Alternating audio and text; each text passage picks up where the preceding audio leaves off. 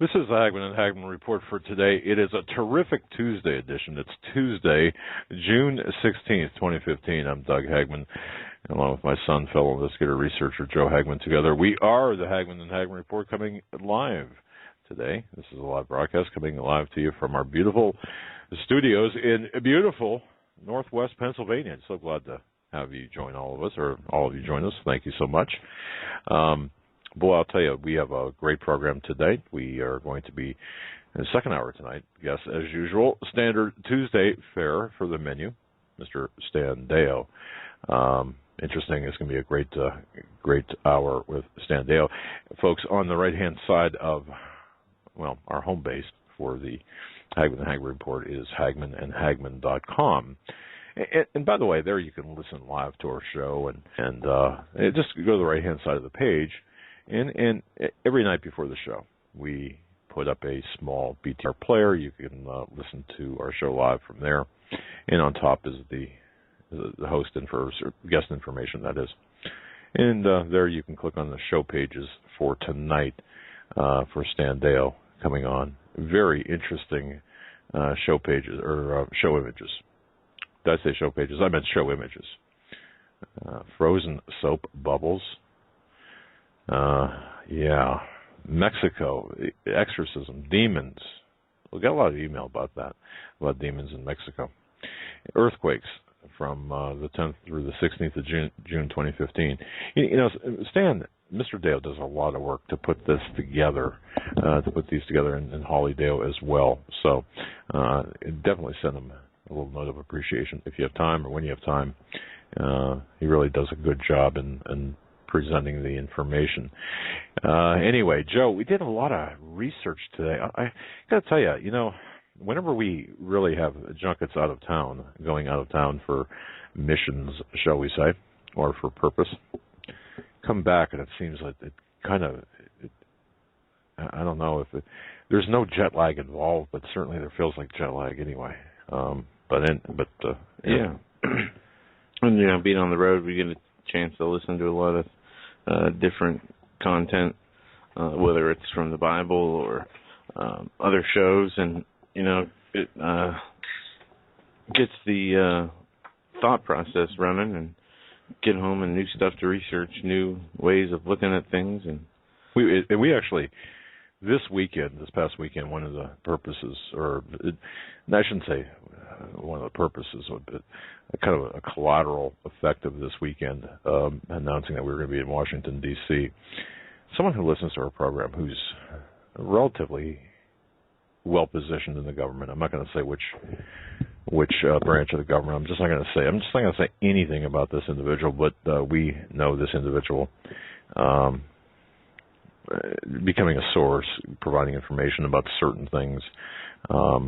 And it's you have to be careful with sources to make sure they're not, taking you down the wrong path. But that's why if we're going to use someone as a source, especially at that level, we want to lay eyes on those people. But anyway, so that took place, and it's just wow, so much going on. Paul Ryan, by the way, is MIA. Did you notice that? He hasn't been seen or heard from since. And I want to thank one of the listeners for pointing that out. Might be counting his money for his CPA push. Yeah. Kevin, thank you so much for your email. Paul Ryan has pretty much vanished, not a tweet, since June 12th. Now see, I mean, does that constitute disappearing, not being in the news, not putting out something on social media? Look, I don't know. Not a tweet since 6/12. If I would have said that when I was, 15 or 14 or 13, not a tweet since June 12th, my mom would have slapped me, for saying, why don't you talk properly? Talk properly. Use proper English, as my mother used to say. Not a tweet. Since when did that become part of our lexicon? Oh, my goodness, I don't know. But anyway, thank you, Kevin, for that. Also, Kevin, the same Kevin, points out that the Obama Boehner abandoned plans for what they had for today's trade vote. Now, apparently this has been rescheduled for the end of next month. I'm just curious. I don't see that. Did they? Was there any action on this today, Joe? On the TPP, TAA, the TPA, that is. Not that I could tell.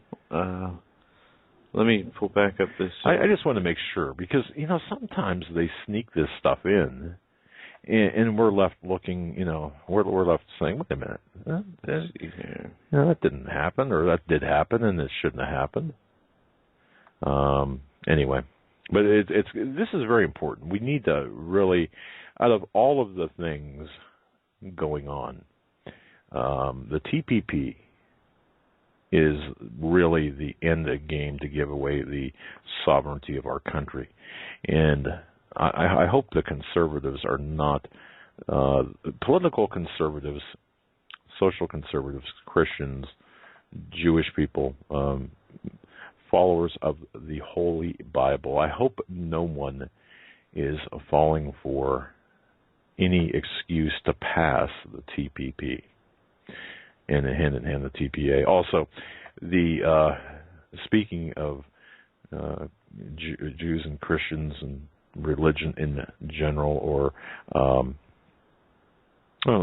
speaking of faith, it's interesting. Okay. Alex Jones covered the Pope Francis pushing a New World Order agenda today. Okay. This from the Ways and Means House.gov. Right. 219 Republicans put TPA over the top. Amid all the confusion of exactly what happened last week, two things are clear. Democrats deserted their president, and the House passed Trade Promotion Authority, or TPA, legislation on Friday. Right. With broad bipartisan support. Though the work is not over yet, they say. No, it doesn't have to go back to, because, okay. You see, this is where the confusion kind of comes in. Friday, the House TPA. Does that not have to go back to the Senate? No, the Senate passed it first. But wasn't...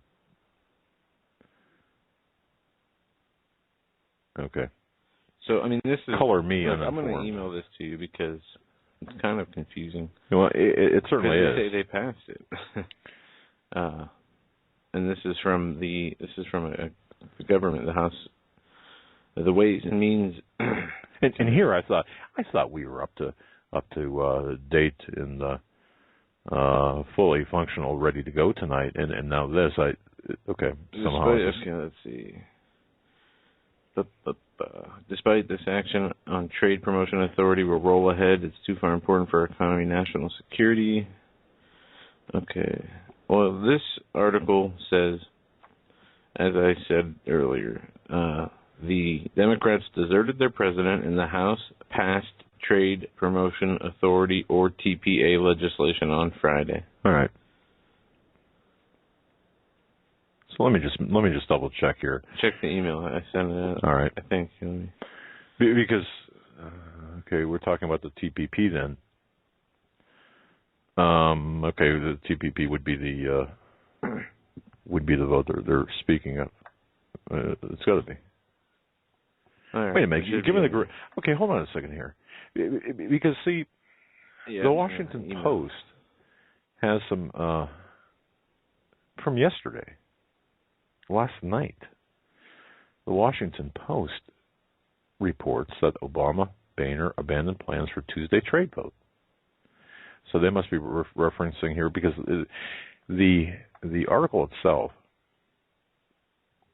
the actual report in the Washington Post itself, is very unclear.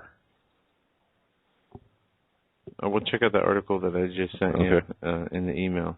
All right. But yeah, there's a lot of stuff folks. going on. We have news from the Vatican. Pope Francis climate big change news. Big news. Encyclical leaked genetically modified insects in Florida. The TPA backdoor enforcement. New information has come out on this. There's a backdoor to enforce UN arms trade treaty. TSA news. Airport workers with alleged terror ties aren't threats, according to the TSA. And for 90 days, now 91 days, the Treasury says the debt has been frozen at $18,112,975,000,000. Right. Which is interesting. So, and also piece of money there.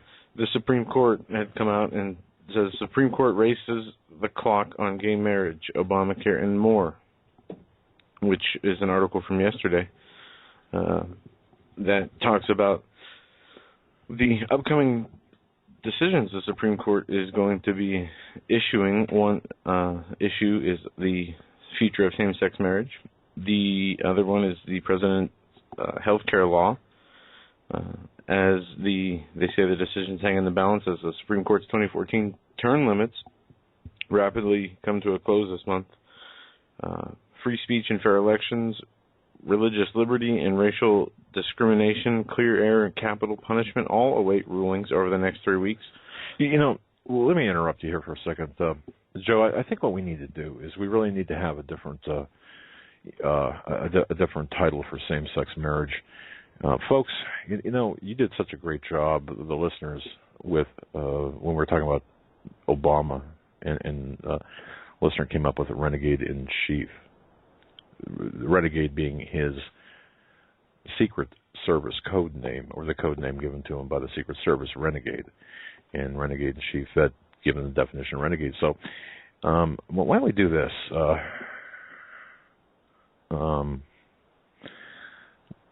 Studio at HagmannandHagmann.com, or use the contact us form at HagmannandHagmann.com. Send in your ideas for a real zinger for same-sex marriage. And here's what we'll do. The phrase that we use, or the descriptive term that we use, the winner, we'll send them out a copy of Paul McGuire's A Prophecy of the Future of America. How's that? Sound good? Yeah. All right, because I'm uncomfortable with same-sex. I'm uncomfortable with that. Same-sex marriage, it just doesn't. There's no such thing. So, I mean, really, there's. You know what I mean? Am I off? I mean, there is no such thing as same-sex marriage. Well, it's happening. People are getting married. Well, through the legal aspect of things. Yeah. Or the legal licensing through the state, but still, if we can come up with a better descriptive phrase. Now, civil union? Be clean, okay? Because we have to use it publicly. Civil union? No. Civil. No. I'd like something a little bit more crafty. And not mean-spirited either. Just very, like renegade in chief when referencing Obama. I mean, it's pretty clever. So that way we can, instead of saying same-sex marriages, because there's no such thing. Okay. Anyway, now that I got you completely off track, and one of the big things we're going to hit this hour too is the Pope's stance, and Skywatch TV. And Tom Horn.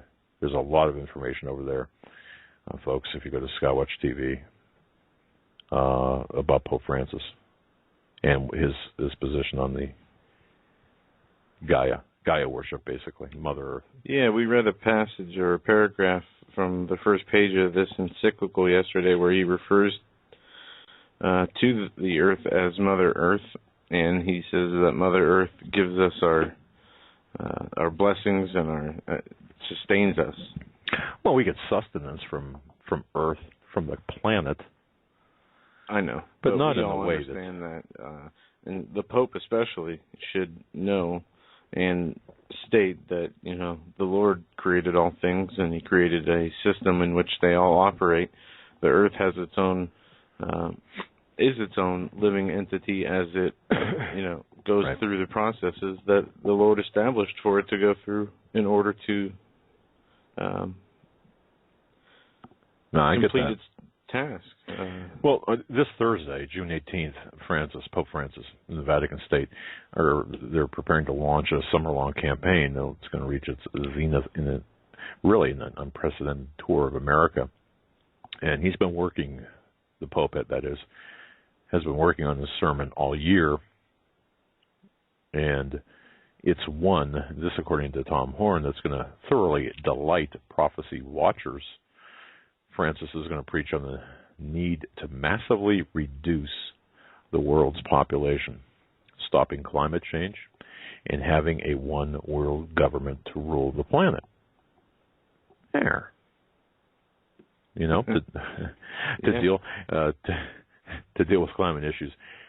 He's also called for an Earth Constitution that would actually be above the UN Charter and the creation of a global council. Not to interrupt you here, got some information. House gives Obama trade vote a do-over. This is what you were saying earlier.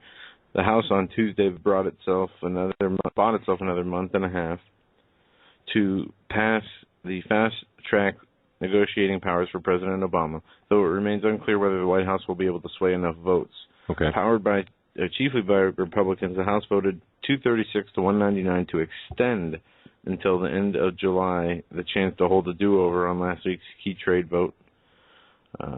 See, that's what Kevin sent, and that's what I thought. Yeah. Yeah. Okay. So they will be voting on it in about a month's time. So it's extended until July 30th to bring up the trade debate anytime for a do-over. You're right. Okay. And we have a photograph. When we were in Washington, D.C., we passed the AFL-CIO, the union headquarters there. I left that part out of the photo. No, on one you didn't. Oh, that was a mistake. Show us the text. What is this huge banner over the building? Show us the text, referring to the TPP. And you know, look, unions, regardless of what you think of unions, if you're, I remember the hot button issues with unions. You know, there's a lot of polarity when you talk about unions. But having said that, who can argue with that statement? Show us the text. I mean, Pelosi could say that, and you can't argue with it, despite the messenger. You can't argue with the message. So, anyway, very good. But you know, this bothers me with respect to getting back to the papacy, the Vatican. Have we ever seen a Vatican, a papacy in this particular? I don't know, doing this, you know, in this position. I don't think we ever have. No, not my recollection. I mean, there is so much going on with this Pope and his climate change push.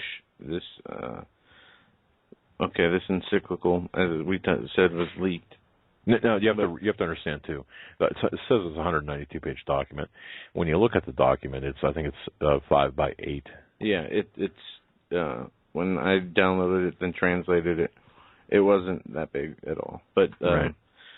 Italian magazine El Presso leaked Pope Francis's hotly anticipated encyclical on climate change, and on its website Monday, breaking an embargo on the document set for Thursday. The 192-page document is Pope Francis's first major teaching letter on climate change and its effects on the planet's poor, hailed by some as the Pope of the Poor. Francis' lineage of environmental and economic issues puts the Vatican out front on a closely watched topic. A Vatican official told Bloomberg News that the leak was a terrible act, but the Italian text of the draft of the Pope's encyclical has been published. Please note, not the final text, and that the rules of the embargo remain in place. We ask journalists to respect the professional standards which call for the publication of the final text, or to wait for the publication of the final text. That's what was put out by the church, because they wanted to make sure that people understood that this was not the completed final draft, and not to jump to conclusions. Apparently, we're going to file the leaked document, and when the real document does appear, let's compare them and see what's changed, and we can do that. Yeah. Now we have. So that he is set to release this in a few days, the actual final copy, and CNN reports that this is the latest summer blockbuster, a spiritual superhero armed with a pen and paper geared for battle against the forces of evil, energy executives. And the future of the planet hangs in the balance. At least the premise behind the tongue-in-cheek trailer released ahead of the Pope Francis' widely anticipated statement on environment this week. This is a problem. When you start talking about overpopulation, especially by the Pope, those are pretty steep, heavy-duty claims. When you talk about climate change, that's okay, right. Climate change, it could be, and we'll talk to Stan about this, cyclical in nature. But what is the encyclical? It is derived from the Greek word for circle. Right. A papal encyclical is a letter from the Pope to Catholic clergy and lay people around the world. Often the letters clarify Catholic doctrine, reiterate points of dogma, and address contemporary issues through the light of church teachings. It's a position paper. Yes. Encyclicals aren't considered infallible, as few papal documents are, but scholars say they are surpassed in importance only by papal bulls which define dogma. In other words, Pope Francis won't be offering hints from Helios, but Bishop Oscar Cantu of Las Cruces, New Mexico, referring to a popular advice column, Cantu said the words 1.2 billion Catholics should approach the encyclical with reverence and respect. Many of the more 300 published papal encyclicals concern spiritual matters like faith and charity, but since the late 1800s, popes have written about labor rights, nuclear disarmament, and economics. There's no area of morality in which the papal writ does not run, a Catholic intellectual professor said from the Princeton University. Francis's upcoming encyclical, though, to focus exclusively on creation care, the Christian idea that God gave humans the earth to cultivate, not conquer. Right. In a nod to his namesakes, Francis, the Pope has titled the upcoming encyclical Laudato Si. The archaic Italian phrase, which means "be praised," is borrowed from the patron saint of the 13th century song "Cenacle of the Sun." So it goes on. Since when does popes preach about the environment? And since at least 1971, when Greenpeace was first setting sail, and Al Gore was a cub reporter working the night shift in Tennessee newspaper, in a apostolic letter that some Catholics call prophetic, Pope Paul the I remember that only because I was doing some research on the Vatican and or the Gaia worship, and I kind of remember that. Go ahead. But he wrote, "Man is suddenly becoming aware that by an ill-concerted exploitation of nature, he risks destroying it and becoming, in his turn, the victim of this degradation." Okay. In 1990, St. John Paul II dedicated his World Day of Peace message to looming climate catastrophes. The Church, they say the Church has Benedict said the Church has a responsibility toward creation, and that also covered other forms of Christian charity. She must assert this responsibility in the public sphere. They go on to say, is there any hints about what the Pope might say? Well, don't forget now, in this Michael Snyder, the economic collapse, from his position in September, the UN launches a major sustainable development agenda for the entire planet. Now, of course, the Pope will be setting the tone for this, and so this is all culminating in September, and that, of course, is a month that we're watching for developments that could lead toward, given the signs in the heavens with the tetrad and blood moons. But the United Nations, if you go to the UN website, it says that they're now in the process of defining sustainable development goals is part of a new sustainable development agenda that must finish the job and leave no one behind. This agenda, to be launched at the Sustainable Development Summit in September of this year, is currently being discussed at the UN General Assembly, where member states and civil society are making contributions to this agenda. And again, the Pope will be at the UN in September. Yes, you will. So now this is mixing, in my view, eugenics or genocide, I should say. Yeah, there are several key international accords on the horizon. In July, the UN is hosting a conference in Addis Ababa, Ethiopia, on financial development. In September, the UN General Assembly is expected to discuss sustainable development goals. Francis will address the Assembly on the 25th, and at a meeting in Paris in December, nations will submit their plans to limit greenhouse gases.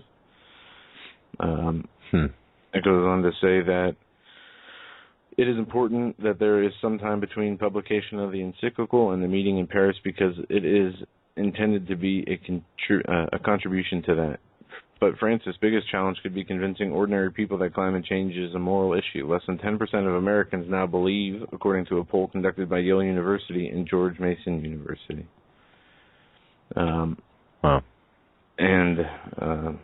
We'll see. The Sustainable Development, UN's Agenda 21, their post-2015 agenda, the Millennium Developmental Goals, all having to do with sustainable development and the environment. And we see, how the United States has been taking swaths of land and federalizing it and restricting human access to it, and taking control through the Clean Water Act of all waterways and tributaries, ponds, ditches, puddles.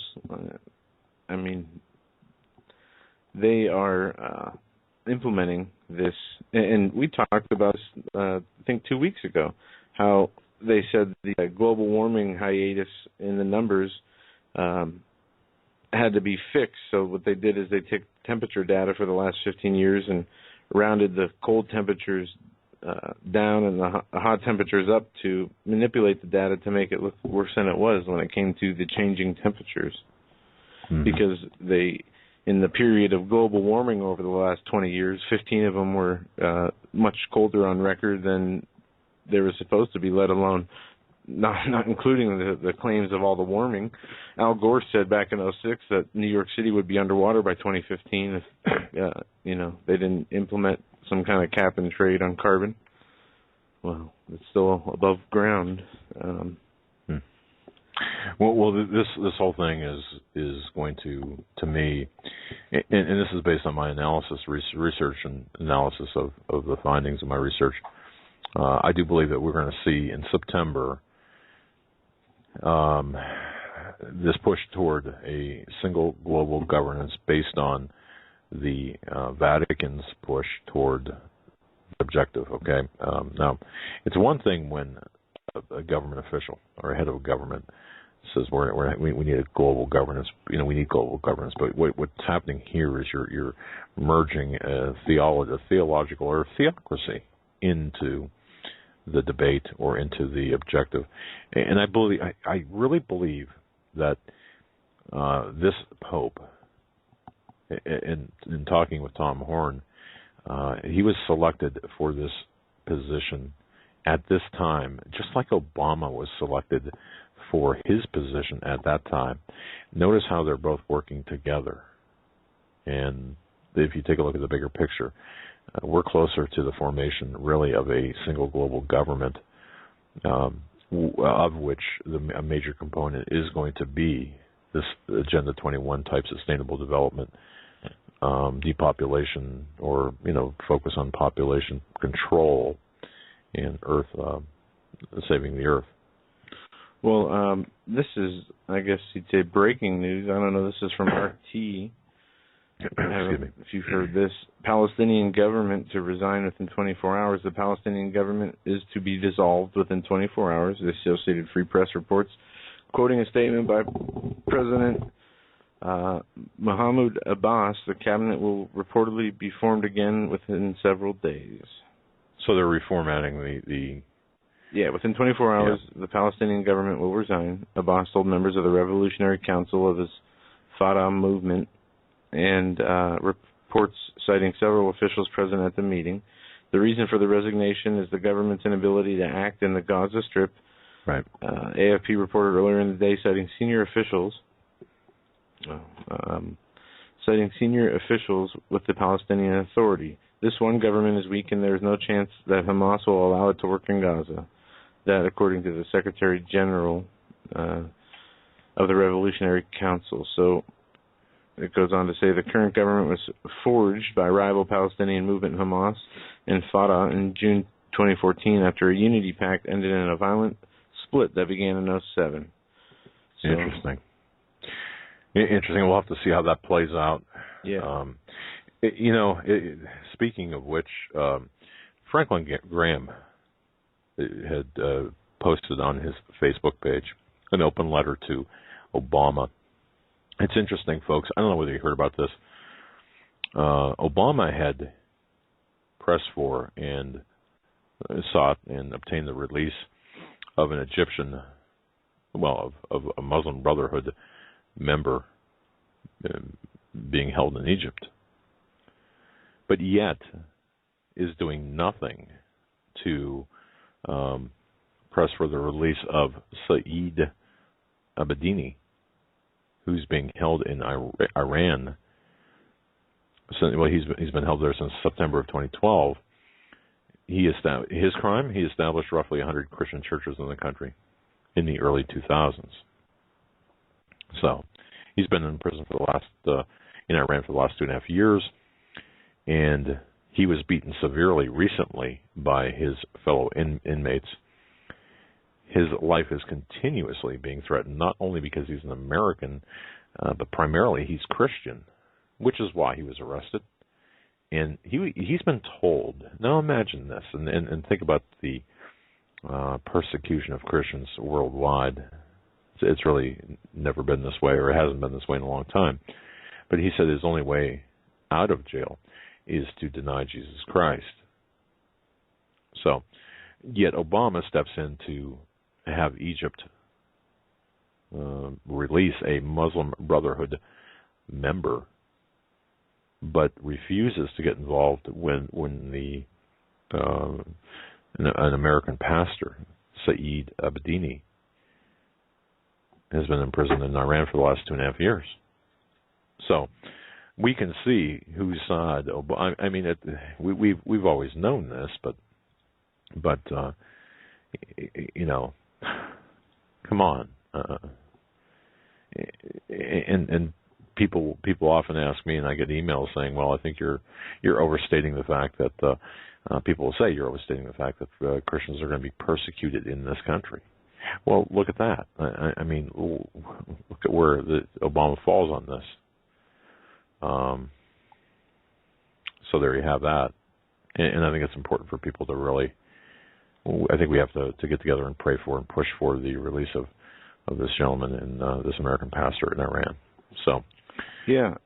Also today, the Senate passed an amendment to ban torture as U.S. policy. The Senate passed a measure Tuesday aimed at ensuring that the United States never tortures detainees again, voting 78-21 to approve a defense bill amendment that bans torture, introduced by John McCain and Dianne Feinstein. The amendment bolsters current law and makes the U.S. Army Field Manual on Interrogations the standard for all interrogations conducted by the U.S. government. It also gives the International Committee of the Red Cross access to every detainee held by the U.S. Feinstein said the amendment was important because the presidential executive order banning torture could one day be lifted by a future president. The vote comes just months after the Senate Intelligence Committee released findings of a classified investigation that said the CIA's brutal interrogations of al-Qaeda detainees after 9/11 was harsher than previously thought. So that's interesting. Never want to have a nation, our nation especially, be pro-torture and have it as a policy. But apparently they're taking steps to end that. All right. And I haven't gone over this too much. This article, HUD seeks to address inequality in wealthy neighborhoods through regulations. I haven't read this story yet, but I did read a separate story talking about what this is going to be doing. Neighborhood diversification. Yes. Pay attention to this because this is important. Okay, it says the following here. The federal government continues to reach far beyond its constitutional parameters by proposing regulations to increase diversity in wealthy neighborhoods.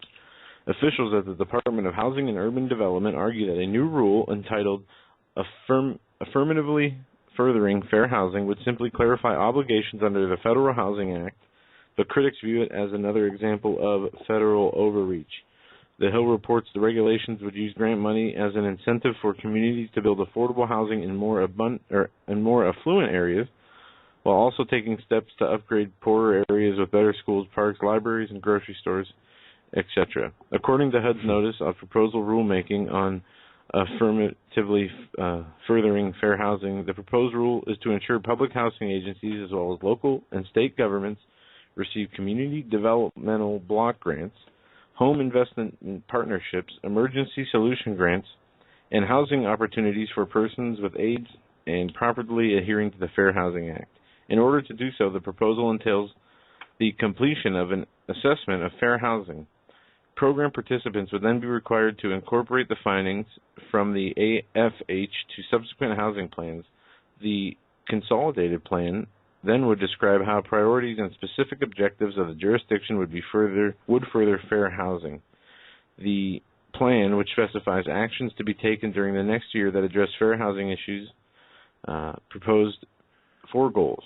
Well, wait a second. I mean, what they're doing here, folks, and Joe, I mean, very simply put, what they're doing is they're engineering these fictitious, they're engineering the neighborhoods. They say improving integrated living patterns and overcoming historical patterns of segregation, reducing racial and ethical considerations of poverty, reducing disparities by race, color, religion, sex, national origin, or disability in access to community assets such as education.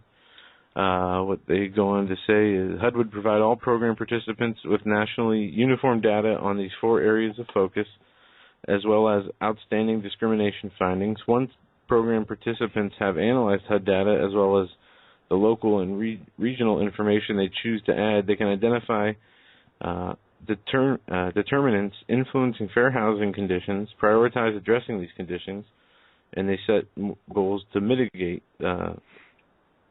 what they have addressed in their determinations. But the critics point to a case in Westchester County which has been locked in a battle with HUD since it settled the lawsuit brought by a nonprofit anti-discrimination center over the county's lack of affordable housing units. In 2009, HUD helped broker with the Justice Department, mandated that affluent counties spend $500 million of its own money to build units, most of which would be in predominantly white neighborhoods. The county said HUD have own money to build units. Had been arguing ever since the compliance with Westchester, claiming HUD had been changing the rules along the way. As a result, HUD has repeatedly withheld annual funding from the county. It's an overreach to our liberties to live and work and move to wherever we want, declared Representative Paul Gosar of Arizona, which led against the proposal. American citizens and communities should be free to choose where they want to live and not be subject to federal neighborhood engineering in the behest of an overreaching federal government. That's right, and that's they're using Westchester County. They're punishing the residents of Westchester County, one of the most affluent counties, if not the most affluent county in the state of New York, Westchester County. So just imagine forcing Section 8 housing into or adjacent to, like a subdivision, a big subdivision. Right. And I'm not trying to, and none of this is to degrade any person, any race, or anything like that. No. However, it has to do with a complete overreach of power. That's right. It's control and it's controlled by the federal government. Give the funding, build the houses. just don't say you have to build them in, You have to build them here. You have to build these projects next to a school, or you know what I mean? That's right, and they have to adhere to certain ethnic guidelines. In other words, you have to have 80%. We'll say African Americans or blacks, 10% Hispanic. They're dictating the population. They're engineering this, and the federal government has no business doing this. Now, this is going to be happening all over the country. The Housing and Urban Development is actually being used to enforce or to socially engineer communities all across the country. Now, some locations are taking the money and saying, okay, fine, we'll do this because of the impoverished status of the counties. And if your county's in trouble, you're looking to save yourself from bankruptcy. Well, this is one way to do it, but it's a very bad way. So, because of the problem, they bankrupt the counties. Well, the federal government, through the assistance of the county people, county leaders, bankrupt the county, and then of course they offer this as a solution, and a bad solution it is. But this is all social engineering of your community. Before the top of the hour, Joe, I want to just get into this. Jade Helm. InfoWars did a wonderful, Jakari Jackson did just a great job in breaking down mastering the human domain of the Jade Helm exercise. This was published today, and it's important. No one, to my knowledge, no one has done a better job in really prayerfully assessing through a biblical perspective Jade Helm than Nathan Leal, in my view, and spent so much time looking at Jade Helm from so many different angles is Nathan Leal, and his investigative abilities. If he called me up today and said, look, I believe this is what Jade Helm is going to, I think this is going to happen during Jade Helm, I would have to come down and say, man, okay, if Nathan says it, I've got to look at this really, really close, regardless of how out there the claim might seem to be, okay, because he has really put a lot of prayerful research into Jade Helm. But Jakari Jackson had broken down Master of the Human Domain, and his findings, and I went through the analysis or the findings of a 3-month investigation, and much of it we had reported, or Nathan had reported, early on. Interesting. So I don't know whether you got into this at all. I have not seen that. The transcript, and furnished to be by Maria Canise, the author of Prepare for Persecution. The transcript reads, just very briefly, is Jade Helm 15, a military exercise on an unprecedented scale. The military claims the exercise is for overseas training, yet actual states have been listed as hostile. The term mastering the human domain reveals to us that Jade Helm 15 is more than just a military exercise. It's also an exercise of the new field in geospatial intelligence, using human domain analytics to map the politics and thoughts of any nation, state, city, right down to the individual. That means you and I. And they break down the motto, which appears on the Jade Helm logo, mastering the human domain. Briefly, a new discipline in intelligence has been at really the center stage for the last decade, and it's called activity-based intelligence, or ABI for short. Folks, it would do you good to remember that phrase or that acronym ABI and understand what it means, activity-based intelligence. In 2010, guidance papers on surveillance for irregular warfare and understanding the human dimension was released by the Office of the Undersecretary of Defense. Now, some of these papers, some of them are just they're released, and it's kind of like informational stuff. It's a product of research. It's not acted upon. But this is something totally different. The human domain or human dimension, which is a vital and integral part of ABI. Now, this is defined as the presence, activities, including transactions, both physical and virtual, culture, social structure, organization, networks, and relationships, motivation, intent, vulnerabilities, and capabilities of humans, whether they're in a group or by themselves, across all domains of the operational environment: space, air, maritime, ground, and cyber. So what I just said was everything that you do anywhere, whether it's in person or on the computer, in your home or in a store, in your car or in a plane, well, it's all under surveillance now through ABI, activity-based intelligence. And there's mastering the human domain emerged from the merging, we'll say, of three already existing disciplines of intelligence. The exercise of mapping the human domain right down to the person has been going on for well over a century. In other words, surveillance as we once knew it, and this is what Joe and I did,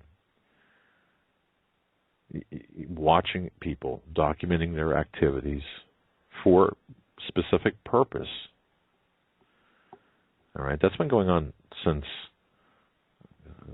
forever, really, in terms of for investigative purposes. But now the intelligence and the intelligence agencies as well. But now this has been refined. But what reason would the U.S. government have to invest so much time, so many resources, and so much money to pinpoint exact pockets of thought in a country founded on free thought, in a country founded on expression and freedom of expression, and most of all, outspoken words against its own government? Well, Jakari Jackson, InfoWars, they said, well, perhaps there's more here that meets the eye, of course. Remember the speech from Eisenhower, where he warned the American people of an imminent internal threat, a scientific elite. Paul McGuire writes about that. The scientific elite, to most Americans, seemed like nothing more than ordinary, intangible rhetoric typically thrown around by politicians during their speeches. Eisenhower was not using abstractions. There was actually a scientific elite group, this group of people who believe that society should be ruled by scientists through the use of scientific method applied to the masses. And we talked about this yesterday, about the Tavistock Institute, and about how we're all being programmed and pushed toward the masses are being programmed. I got a lot of email from yesterday's program. I thought it was pretty good. We've got to understand that there are organizations out there that are dedicated to forming our thoughts and causing us to do certain things. Anyway, back to Jakari Jackson. What he found, the term eugenics, which was coined by Charles Darwin's half-cousin, Sir Francis Galton, back in 1883. That's a science dedicated to the engineering of the human genome by selectively breeding humans with desirable qualities and eliminating those humans without these attributes, and eliminating all undesirable races of humans as well. Now, Margaret Sanger, remember this?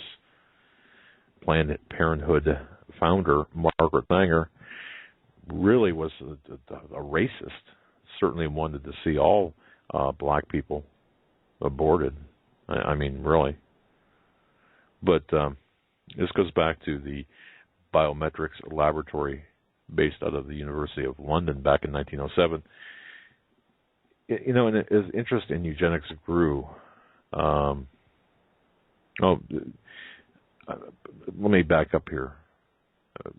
Sir Francis Galton, back in 1883, really was founded the term eugenics. Okay, and again, I gave you the basic definition, which is eliminating humans through manipulation of the gene, undesirable humans. Out of this race theory and race science was born a guy by the name of Carl Pearson, a protege of Sir Francis Galton, assembled a biometrics lab based out of the University of London back in 1907 to collect data about people, mostly based on race. Okay? And as interest in eugenics grew, Pearson's journal, titled Biometrica, with a K, Biometrica, became very influential with American and British scientists, and more importantly, those people who funded such research projects. And as the movement grew in popularity, many top American industrialists threw their money into the game. People like Carnegie, Harriman, Rockefeller, top contributors. My goodness, a Rockefeller name just pops up all over the place, doesn't it? Same with Harriman, Carnegie. California became the eugenics capital of the world in the West, really, and on the East Coast. Cold Springs Harbor Research Facility, which is on Long Island, has been collecting and storing biometric information on average Americans. Why? To begin the elimination of families, as well as entire races of people. Now, that might sound like an overstatement, but that's true. And Joe, you've done a lot of research on eugenics and that whole program of social engineering. Yeah.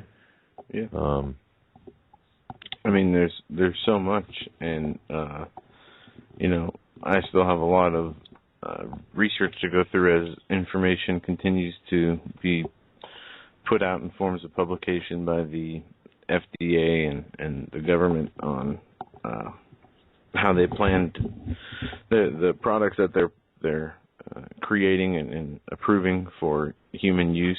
This is directly related to the RFID. Well, let me just say this, because people are wondering probably, what the heck did I just say, and what does that have to do with Jade Helm? Jade Helm 15 exercises, the new tech tools of political domination in order to facilitate the new eugenics. So Jade Helm 15 is connected directly to eugenics. Go ahead, sir. No, they're moving towards they have the law for the implantable microchip. They're under the guise of safety and security, and this helping our economy. They're going to use technology to improve security and privacy. They say this is why I talk about how they called this the year of the hack. They say everything and everyone will be connected at all times using real-time sensors that transmit information through small devices and sensors. They will have purpose-built networks. It's called the Internet of Things. Is what they've dubbed it. Yep. It is the integration of hardware and software in this information technology, and will be used in communication technologies and electronic systems to communicate between individuals and or groups. They will use or incorporate smart devices, and these smart devices will be incorporated into our everyday life. The Internet is not only a network of computers, instead it is a global concept. The Internet of Things is a global infrastructure for the information society, enabling advanced services by interconnecting physical and virtual things based on existing and evolving interoperable information and communication technologies. They go on to say through RFID chips, sensors, smartphones, embedded systems, nanoelectronics, they will bridge the gap between cyberspace and the physical world of real things, creating a system of systems. Well, we have to go back, and Paul McGuire writes about this, we have to go back to Zbigniew Brzezinski predicted what he predicted, or what he, I use the word predicted, but I'm going to say prompted, perhaps is a better term, in his 1970 work Between Two Ages, agreed to assert almost continuous surveillance over every citizen and maintain up-to-date complete files containing even the most personal information about that person. And these files will be subject to immediate, instantaneous retrieval by the authorities. So what Brzezinski was talking about is exactly what we're seeing today come to pass. And Jade Helm is is going to be is going to do that. That's the vehicle in which this is going to take place. In other words, Jade Helm is many things and has many objectives, but the mastering of the human domain is a big part of it, of course, being the subtitle, and that means that the files will be collected on everybody or maintained on everyone, and up-to-date information ultimately for the purpose of ultimately getting rid of the undesirables. And Jakari Jackson writes, so we probably won't see doors kicked in and military trucks shipping political opponents to their demise during the summer's Jade Helm 15 military procedure. However, according to Brzezinski, as he stated in Between Two Ages, the technotronic era involves the gradual appearance of a more controlled society. So just go back and listen to what Nathan Leal said.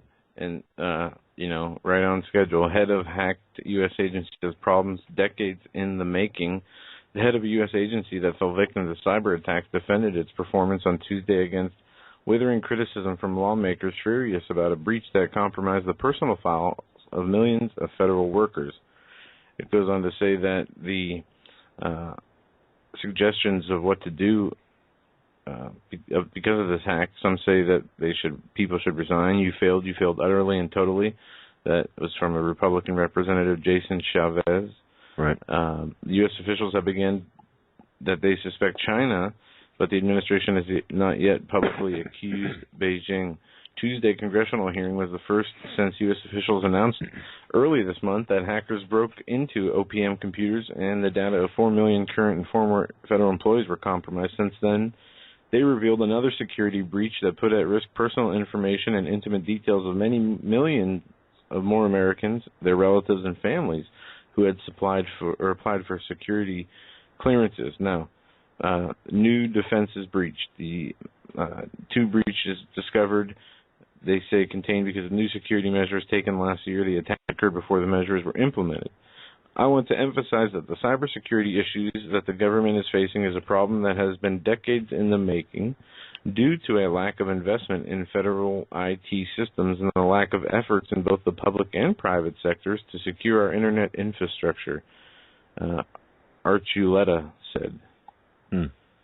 And they go on to say that they are working on steps, and the government is doing what it can to be able to mitigate and end the ability of other nations and entities to hack or gather information through our internet infrastructure. Sure. But what they're going to do is, which this never doesn't make sense to me. How can you say, our digital infrastructure is prone to hacking, so let's make it more digital? Well, you're going to harden. You're going to harden that up. It's really a convoluted way. And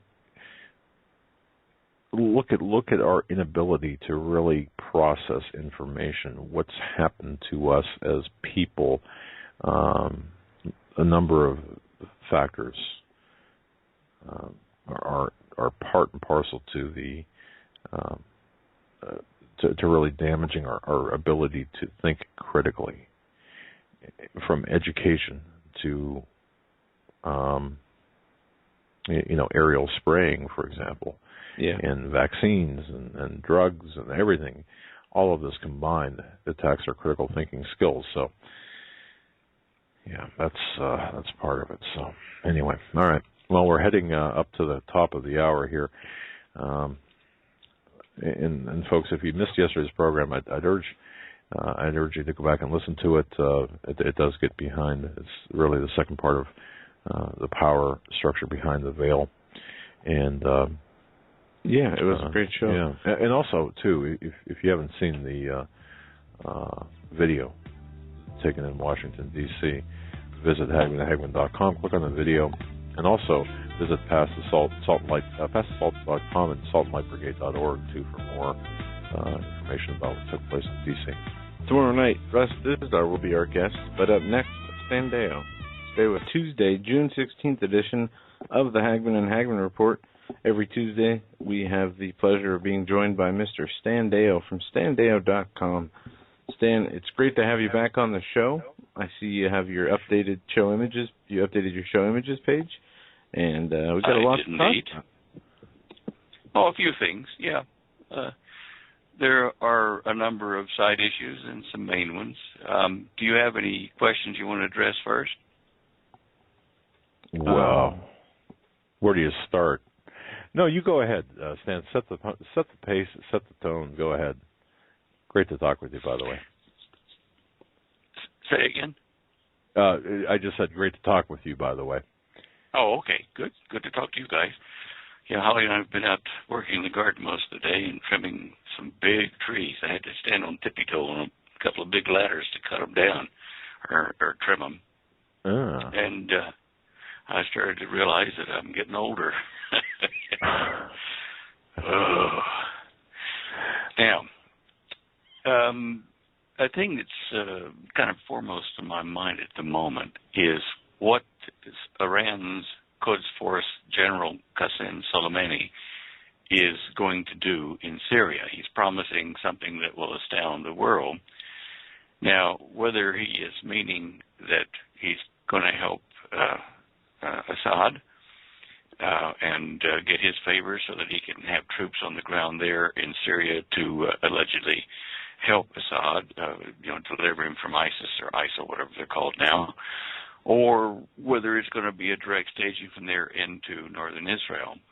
I know that Iran would love to get into a position there in the Golan Heights or near the kibbutz Kfar Giladi on the northern tip of Israel, just where it's across the border from Lebanon. Now, it's, from Damascus, if you're driving along the road as a tourist, it takes about 3 hours to drive to the northern border of Israel. If you fly, it takes about 15, 20 minutes tops, and you are right into Israel. We've been watching Damascus in Syria for the reason the Bible says it becomes a ruinous heap overnight, and whether that's the judgment of God and volcanic ash erupts, and debris and destroys Damascus, or whether it's destroyed by some other military action to prevent attacks on Israel, I'm not sure. But today, reading over the warnings by General Soleimani, and he's been putting it out for a week, or maybe 10 days actually, that the world's going to be astounded at what he does in the Syrian situation with his troops. Now, we all know that Iran is developing nuclear weapons, may have already got them, and is really presenting a clear and present danger to the safety of the people of Israel. So anything that I see that gives us a clue as to how close that is, what might be happening, I'd like to share with you. In this particular case, it really is close to home for me because in 1989 I was up there at a kibbutz on the north end of Israel, which you can see there at the end of that little blue line at the map. It was called the kibbutz Kfar Giladi, and at that time, Itzhak Shamir was the 7th prime minister of Israel, the longest serving prime minister in the history. And that was his kibbutz when he was out of Jerusalem or Tel Aviv, either one, he would go there. In fact, they told me that when he was there, if need be, his roster on the kibbutz, he could be washing dishes. So, anyway, I was there overnight, meeting with a naval person, sharing some technology that I had. And it was a meeting that never took place, of course, you understand, but it was a second-floor building there before it was all fancy like this. And overnight, as I slept in one of the rooms there, 200 and some odd people were shot to death, Christians, within view of my window over a valley in the Lebanon side of the border. I shall always remember that. But anyway, I got up the next morning and, all the less oblivious to the fact that so many people had just been shot to death within hundreds of yards of the place we were sleeping. Now, that and the Golan Heights, which is right next to it, are two entry points, for ground troops and for launched short-range missiles and for aircraft that could, very rapidly deploy over the area. Missiles with nuclear warheads from Syria is a bigger threat than people would realize. That's why Iran is kind of kissing up to help Assad, because they want to get in there and have the ability to strike Israel when it's time. Iran still thinks that they should destroy Israel and wipe it off the face of the map as a nation and its people, and return what's left of the land to the Arabs of the region and to the Palestinians. So that's kind of what's pressing mainly on my mind, having been there and stayed there and taken a bag of fresh avocados from the orchards there and wandered down to Tel Aviv and did some other stuff. But watch this area and watch very closely what Iran's General Qasem Soleimani is doing in the press. And that's number one on the agenda. All number right. two, sorry, you got a question in there? No, I just kind of acknowledging the importance of that. My goodness. Okay. Yeah, it just seems like things are really happening very quickly there. I'm just astounded by the rapid nature of events that are taking place, especially with Iran, and how this government, this regime, is actually assisting Iran. And well, anyway, go ahead, sir. Yeah, you got to wonder. The next thing I wanted to talk about was Turkey's would-be dictator, Erdogan. He lost his bid for absolute power in Turkey, trying to get the people to give him the same authority that Putin does over the Russian Confederation that's forming. And, Erdogan is a very self-centered individual. He kind of thinks of himself as a little g god to the people of Turkey. And they show him in the picture. You can see it, read it in the news story. You can click on it. I've got a link to it where he's, holding the Turkish flag up to his eyes, and in defeat. He didn't get complete control of the parliament there, and hence the country as an absolute dictator. He still has a high position, but he's not able to do as he wishes like Putin can. Now, I've had my eye on this guy, Erdogan, because he fancies himself to be really a wise leader of his people, like a Solomon of this stage. And in Turkey, they have a TV series running about King Solomon, which is very popular with the people, the Turkish people, because they revere Solomon and the name Solomon so much. Now, I've talked about this before, that he might be a candidate for the first beast person, the Antichrist. But if he doesn't gain this total power in Turkey, then we can scratch him off the list and keep on looking at Qasem Soleimani, Solomon, or at Prince Salman, son of King Solomon in Saudi Arabia. These are the two remaining ones that I think that we can keep an eye on. So that's why I put the first article about the nearness of Soleimani's troops to Israel, allegedly just to help Assad in Syria. It's spooky. All right. Wow. Things are, it's a multifaceted situation, geopolitical situation in the Middle East shaping up. Will we see a Psalm 83 type confederation of Arab nation states launch against Israel? Or will we just move to Ezekiel 38 situation? I mean, certainly Bible prophecy looks like it's unfolding is right before our eyes in the Middle East. That's for sure. It does. It does look like that. And since Turkey's media have been pushing the idea of building Solomon's temple because they revere Solomon, to allow the Jews to worship God on the Temple Mount, but not on the dais that surrounds the Dome of the Rock, but in the northern part where there's a little garden with trees and stuff. You could put 3 King Solomon temples in that area, and it wouldn't have to touch, their Muslim holy place there at the Dome of the Rock.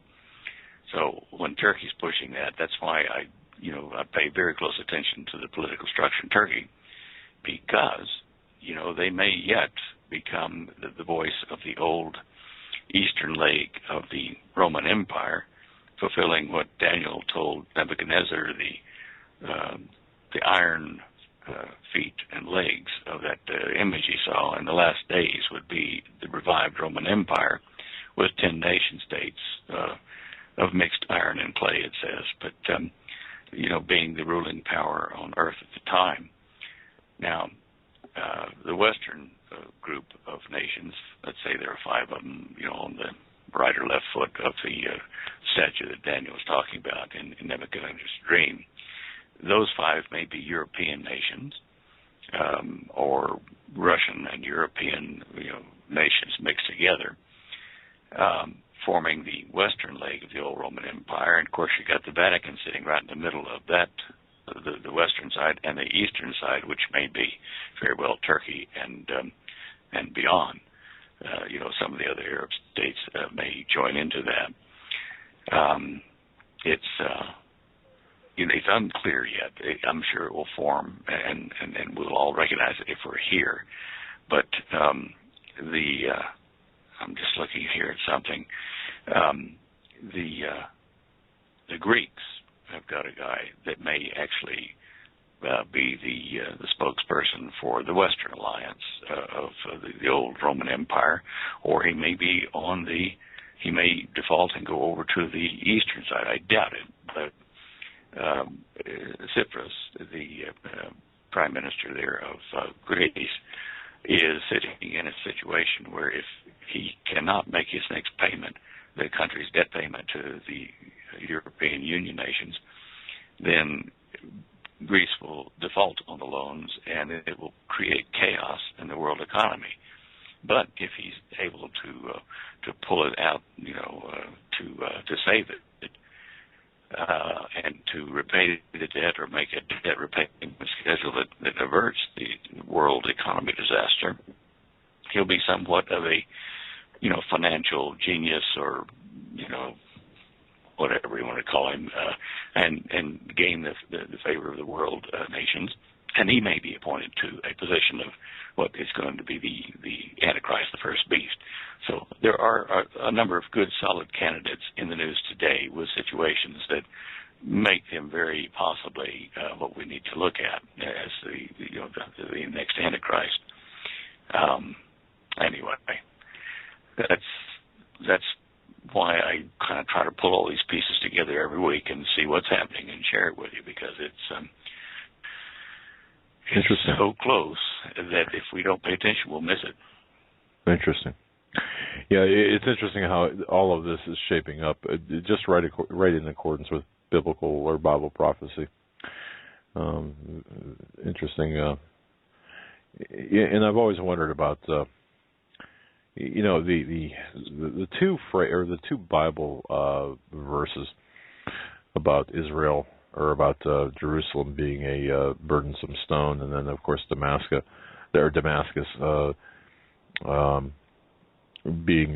becoming a ruinous heap in Isaiah 17:1.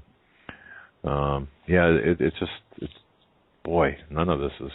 I mean, all of this is pointing toward the fulfillment of Bible prophecy. Interesting.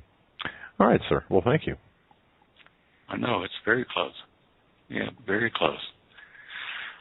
Anyway, so let's keep an eye on that.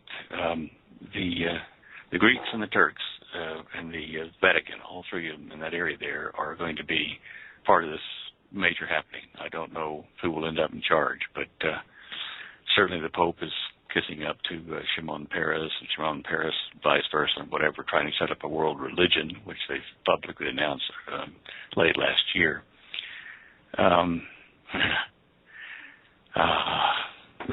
Anyway. This one world religion is going to be an amalgamation of all the three primary, in my view anyway, the three primary religions. I do believe that under this one world government that the three monotheistic religions will be outlawed, and the result will be this amalgamation of Islam, Christianity, and Judaism, but a counterfeit one and a bastardized version of those religions. To the extent we're not going to be worshiping, obviously, our Lord and Savior, and of course we're not going to be worshiping the God of Abraham, Isaac, and Jacob, but the false God and counterfeit God, and ultimately Lucifer's, or the devil, in this one world religion that will be part and parcel to the one world government type operation. That's kind of my view anyway, where the monotheistic religions are going to be just made illegal, if you will. Did you, speaking of, Satan and nasty guys like that, demons, did you catch an article today or yesterday, I think it was, about the Vatican City announcing that they had secretly, about a month ago, carried out a nationwide exorcism of Mexico from all the demons and witchcraft going on down in there. Did you know about that? Yeah, I heard about that. Yeah, and you have that on your show's images page. Yeah, there's a link to there's two articles of it, and the picture goes to one, and the I think the bottom link goes to another. Let me just see here. I forget whether I did both articles. Now it goes to the same article from the Catholic World newspaper, but for them to have to call up this exorcism for a whole nation, that makes you wonder what the heck is going on down in Mexico. If you studied the history, the Aztecs and the Spanish and the mix that comes from that. Well, the Aztecs were kind of they weren't a Christian nation, obviously, but they did a human sacrifice. That's why I put a picture of that devil's head superimposed over the picture of the pyramids down there. They were really, bad news as far as their religion, and maybe that's surfacing again. I mean, you hear Mexicans, that are radicals saying, we want Aztlan back. We want Texas and Colorado back. It was unfair the way you guys got it when you defeated Santa Anna and whatever. But maybe they're dredging up their Aztec roots and culture and customs, much like Hitler did with the Aryan race business in Germany. Maybe they're using their ancestry like that, and this is causing the increase in the witchcraft and demonic appearances or influences that caused the Vatican to call for complete exorcism of the whole country. Don't know how much good that would have done, but that's what they did do. I feel that's certainly one of the things we need to pay attention to as well, because those guys are on our border and heavily inside our country now. Well, the demonic influence in Mexico, the number of, and this is pointed out in the article that you link to, high levels of violence, the drug cartels, abortion, just at high rates, and I have to believe, to a large extent, that the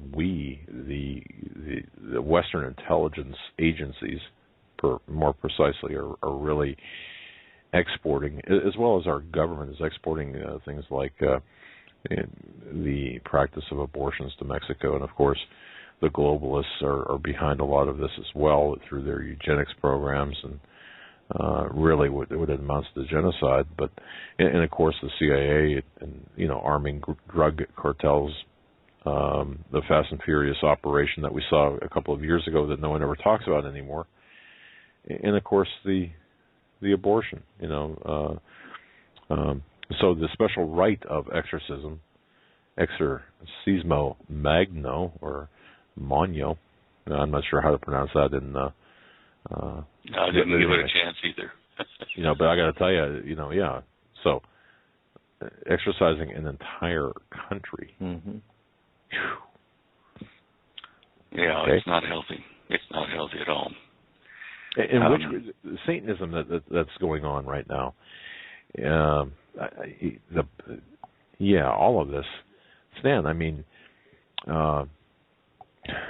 we're saying, are we not seeing a worldwide resurgence of not just evil but Satanism? I mean, I know there's a distinction there with a difference. Really organized Satanistic, ritualistic stuff going on. Yeah, I saw it down in Australia. Back in the late '80s, I saw secret goings on down in Fremantle in a warehouse there, and they had underground stone storage areas. It had been for like shipping contents years and years before that, decades before that, but they had abandoned this warehouse and sold it to a private group, and there were cubicles down there that could be locked up or locked off with gates, iron gates, and upstairs my friend Kim and I did actually sneak around and find the satanic worship room they had hidden away there, with the goat's head over the Grand Master chair and the seats on the left and right of it, and a pentagram and a circle of light or safety, whatever they call it, on the floor in front of the chair. And so I saw that firsthand. I know what's happening down there, and they were way into technology, in that particular building, trying to figure out a way to open a doorway to let the demons in to our world, as though it were like an Einstein-Rosen bridge or something, like a portal between universes. And that's going back 30, 40 years now. And now in America, I'm sure we're not running behind what they're doing in Australia. So you can bet that at very high levels, very well funded, this kind of nonsense is going on and is rapidly leaking out into the general populace of the country. Man. Yeah. Wow. We got to get out of this place. Yeah, really. Absolutely. Well, we throw in how about this? I got a question from a listener, but first, we have been talking the last few weeks about the sea surface temperature anomalies.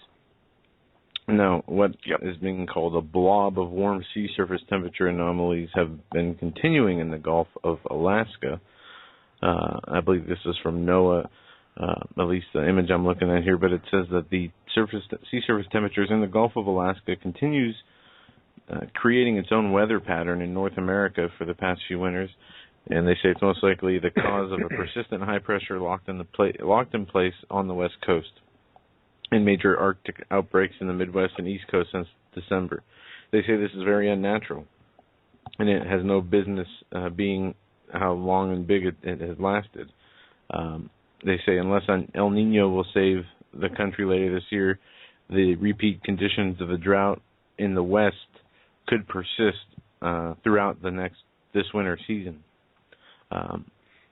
Upcoming winter season. Yeah.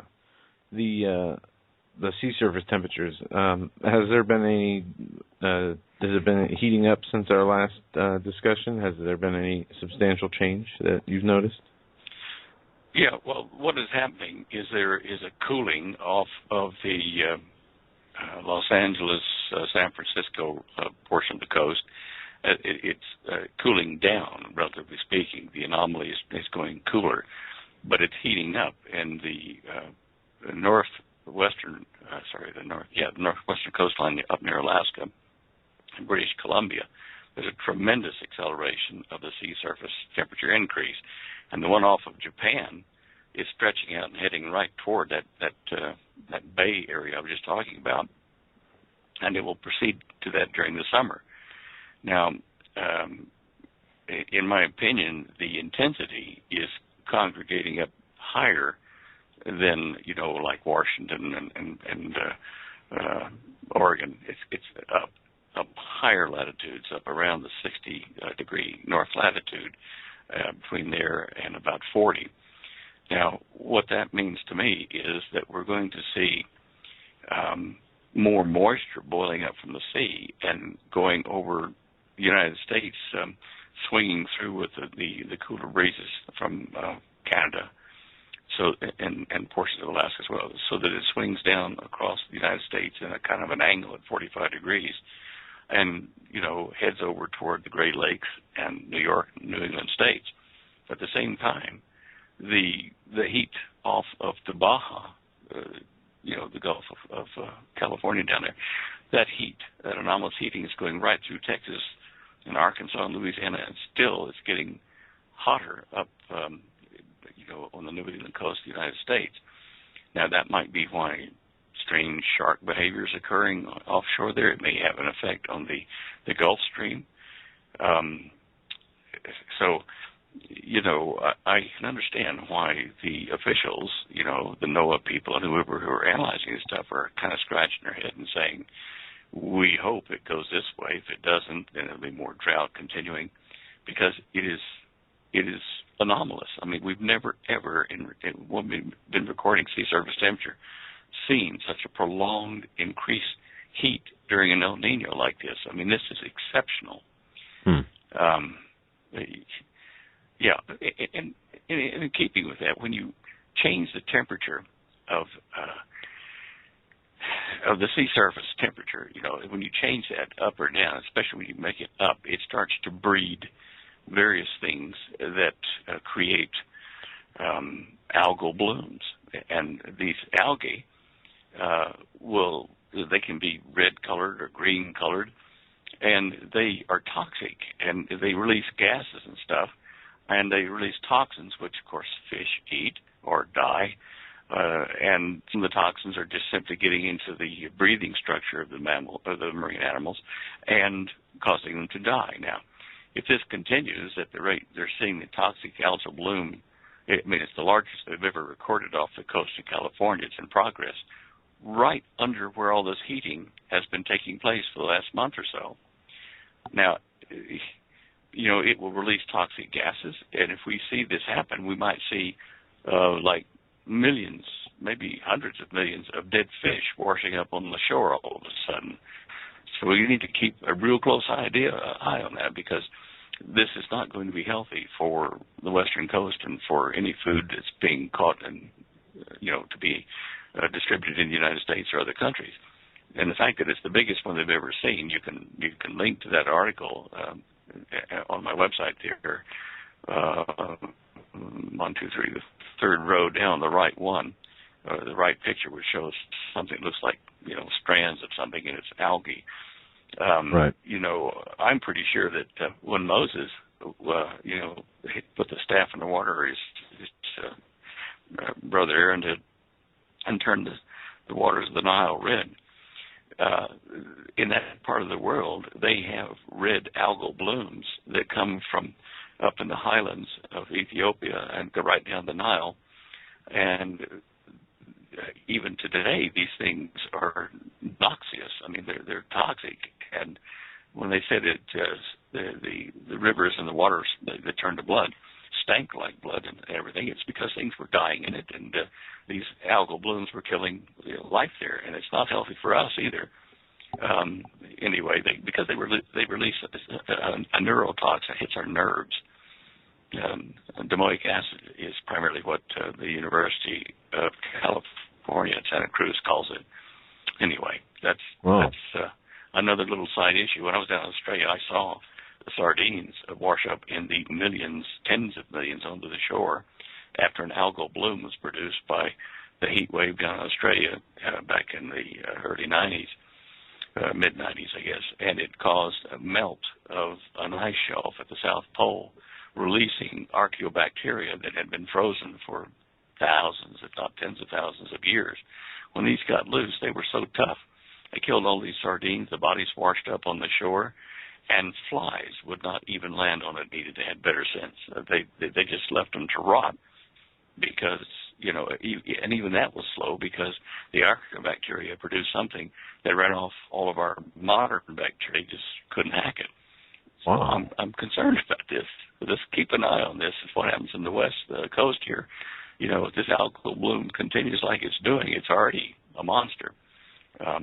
we're going to see severe effects on the fishing industry and probably run downhill from there. Okay. Wow. Well, we've got I've got a lot of listeners emailing me wanting me to ask you, Stan, if we can just change topics momentarily here. Very concerned, many people very concerned about the outbreak of the bird flu and what they're doing with the avian products in the middle or in the Midwest. I don't know what information you have on this. Obviously, the avian flu is causing the price of eggs to rise all across the United States, ostensibly due to the nation's worst ever outbreak of bird flu in poultry. Now, this is according to the U.S. Department of Agriculture. So the price of eggs are rising, but the emailers or the listeners are sending emails saying, "Hey, wait a minute, what is going on here?" It seems like yesterday we had a caller saying that the officials came in and took out like 8 square mile area of all the poultry and just confiscated all the poultry in this one area of a Midwestern state. Now, my question is, what's going on here with the avian flu? Is this something that we need to be concerned about? And or what are they doing with the carcasses? All of this? I mean, this just doesn't. To me, there's a lot of this that does not make sense. Can you cast any light on this? Well, so far they haven't infected. Well, so far the humans haven't been affected by it, but certainly you can see that this is going to hit us economically, and it's going to hit a lot of poultry farms economically because it kills them off. I mean, it's just a horrible thing. The egg prices are going up. We've been watching it here. And, of course, those of us that have been prepared and I guess it's a little bit late to do some of that, but we've got powdered egg locked away and vacuum packed for just such a thing to happen, that we would have eggs when the supply is broken for whatever reason. But it is a real worry because it's going to hit industries all across the country. I mean, look at places that serve chicken in the fast food business. I mean, that's a staple of it. Kentucky Fried Chicken, chicken salads, blah, blah, blah. The thing goes on. We've noticed a number of products aren't available on the shelves, like KOCH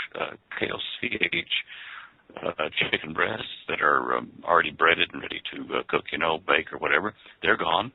And we're seeing, gaps in the stocking of like Walmart and Safeway and things like that in our area. So I'm sure other states will have the same thing happening. But as I say, at the moment, this is restricted to birds, avians, particularly, the chickens. It doesn't go to humans at this point, but it does spread by wind and by human contact to the birds. So It's just one of the many pestilences I think we're going to see in this time. Is this the H5N1 or when they say H5N1, is that just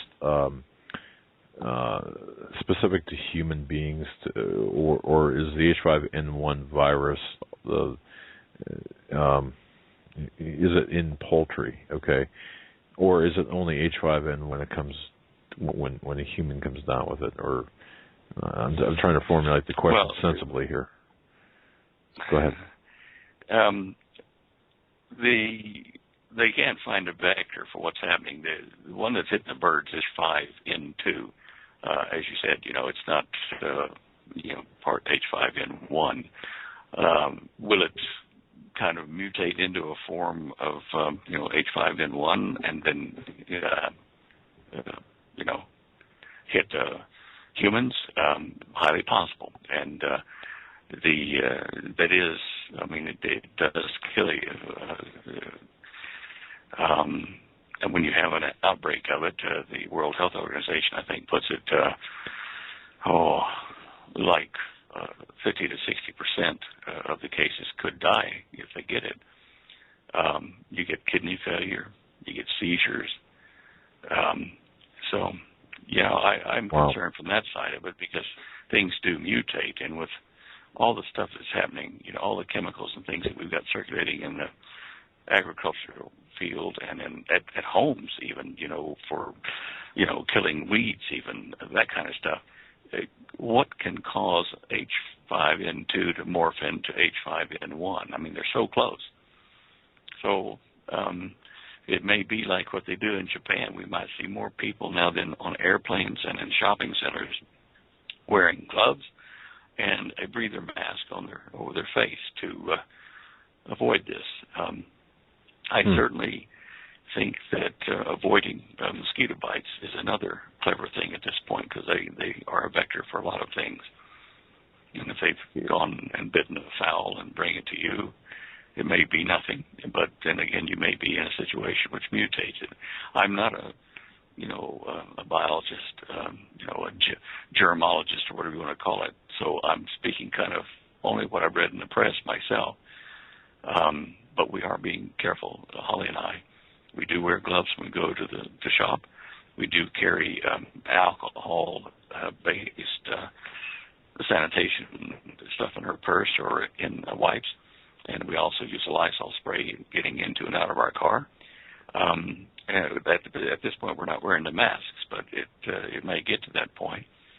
A number of overseas, Asian flyers on airlines are now wearing gloves and masks on the planes because the air filtration on planes is so low standard now that there's been no smoking allowed.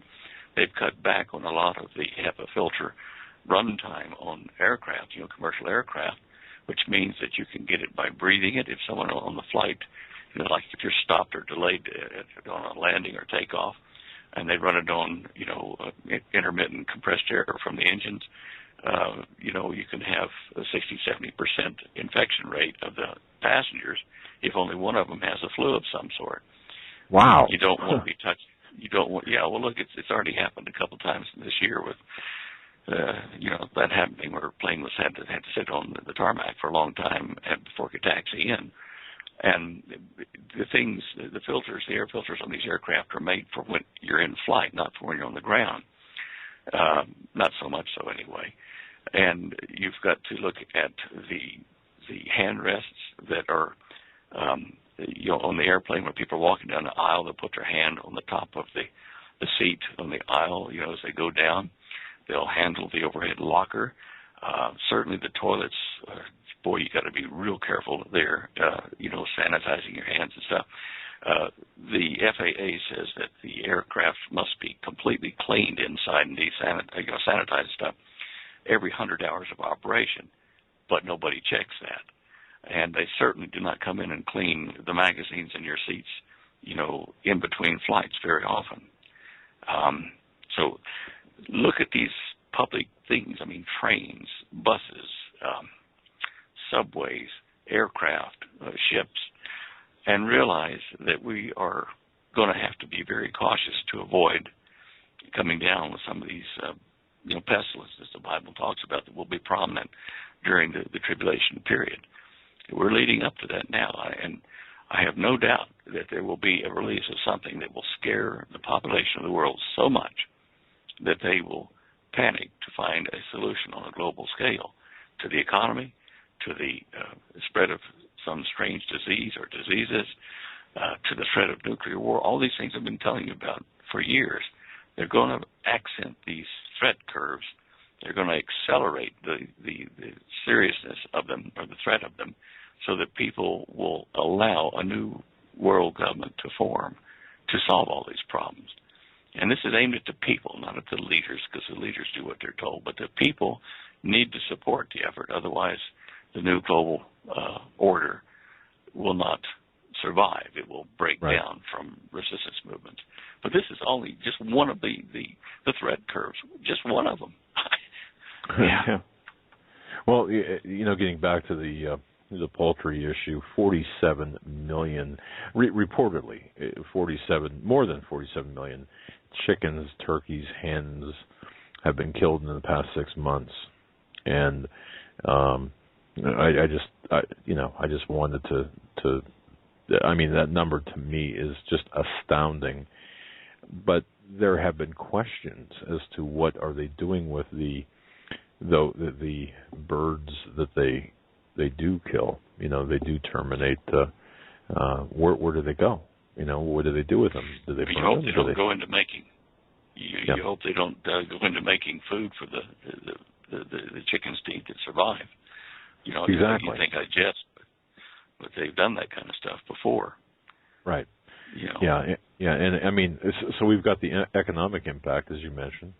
You know, we're seeing the price of eggs and even chicken going up. You're seeing just massive economic impact. You're seeing that the epidemic of the bird flu, ostensibly now, just spreading. You know, although they're saying it's kind of leveling out.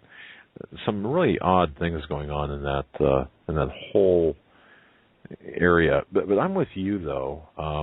I've been thinking a lot lately of 12 monkeys, like a 12 monkey scenario. You know, something going on here. Yeah. No. Because to me, that would be the real. How can you fight something like that? You can fight, a external threat, but how do you fight a virus or some sort of contagion? You know, it would be difficult to do that. And talk about getting the populace compliant, to comply. Well, a lot of this is hygiene as well at the agricultural site. And China is a big offender of this. I mean, they have a version of the avian flu called H7N9. And, I don't know that we've got any reported cases of that getting out of China yet. But, they did have one guy in Shanghai and another one in the Anhui province back in 2013, I think it was, that did catch this new kind of virus. But the thing that kills you is the side infections. It seems to hit your immune system, and you'll if you get sick and you're one of the 60% that die once they've been infected with this, it's due to the bacterial infections that your body can't fight off the other stuff, because this has weakened you, at least at this point. That's something to put in the mix here. The other day, I think it was last month, we bought some eggs, at the accelerated price, and we cracked one of them open, and you don't want to know what we saw in it, but anyway, we threw it away, and that whole carton.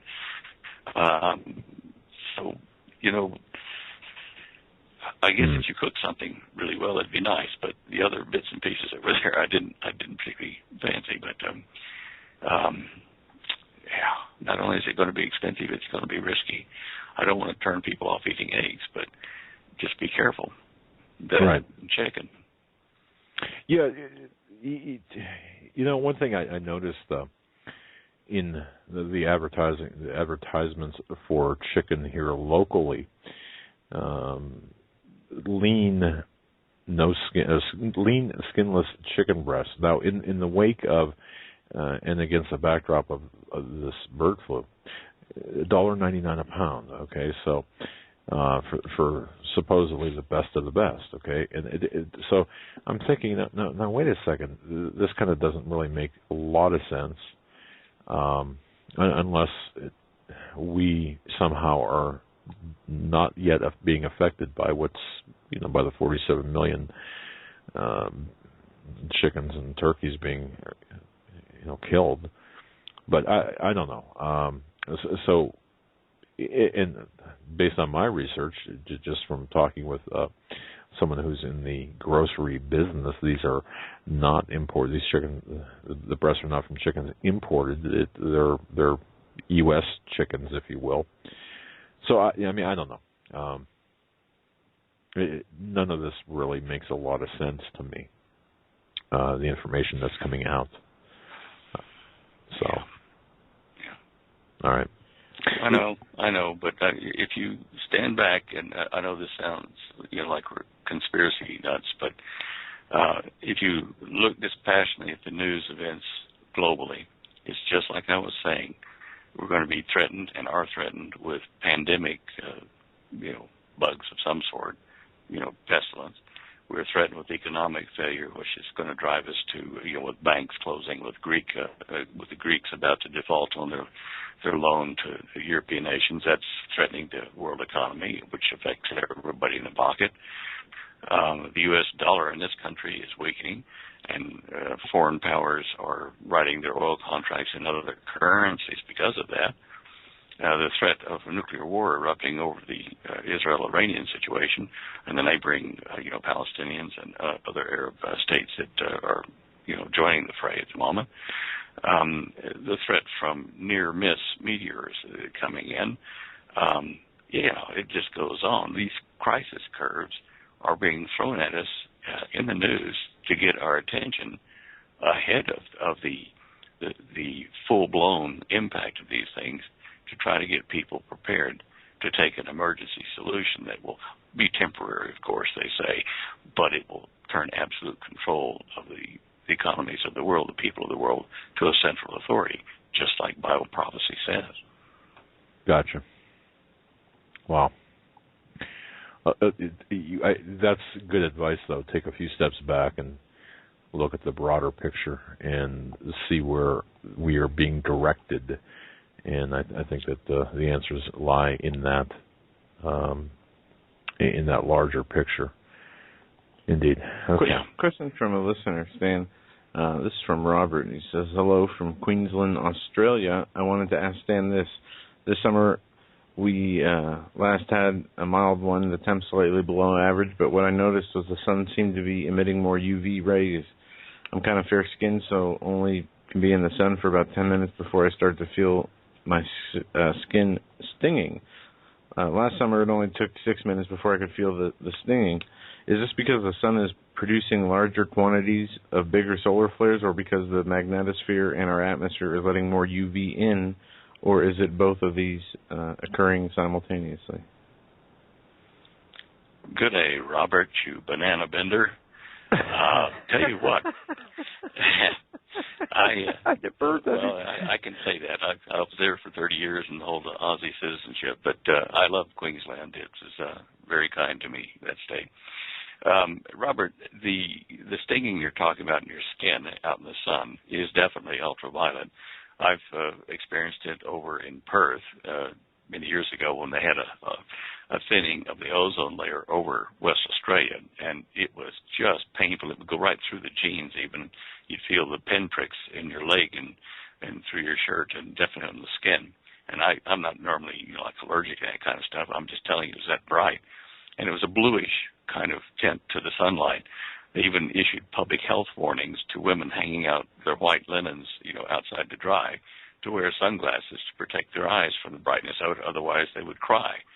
And a number of days on the freeways over there around Perth, I'd be driving in the sunlight, and it would be so bright that even with sunglasses, my eyes would tear up in water. Now, what is happening to us now is, as you stated, first of all, we're having increased number of solar flares and coronal mass ejections. We have a weakening in the Earth's magnetic field, which is what gives us the normal protection we need, the ozone layer and the ionosphere, from ultraviolet radiation in the B and C range, well, some of it in the A range as well. So I think that you are correct in that this is more of a global phenomenon related to the sun than just simply ozone holes drifting over you. And I think it can get worse, where you'll get nausea, disoriented if you're out in it too long. We saw that happen with an island, a group of islands off of the northern coast of South America, just south of Cuba. School children were sent home when they were becoming ill, and skin was getting little red whelps or dots on it from the ultraviolet, which was apparently connected to a temporary weakness in the magnetic field due to the South Atlantic anomaly. The magnetic field there weakens, and it allows UV to come in. In fact, our space programs try to be sure that the space station or the suborbital craft do not dwell in that area because of that reason. It's just, it's a phenomenon that's going to get worse as our magnetic poles continue the shift that they're doing now. Wow. Back to the talk about the bird flu. Another question. This is from Sandra. She asks, is there any information that eggs are used in the production of vaccines? Just wondering if this has something to do with the confiscation of all the poultry. Oh. Gosh, I don't know. I have to admit I don't know about that. It could certainly be a factor. I seem to remember something in the back of my mind about that, but whether they're still using it, for vaccine production, I just don't know. Let me ask Holly.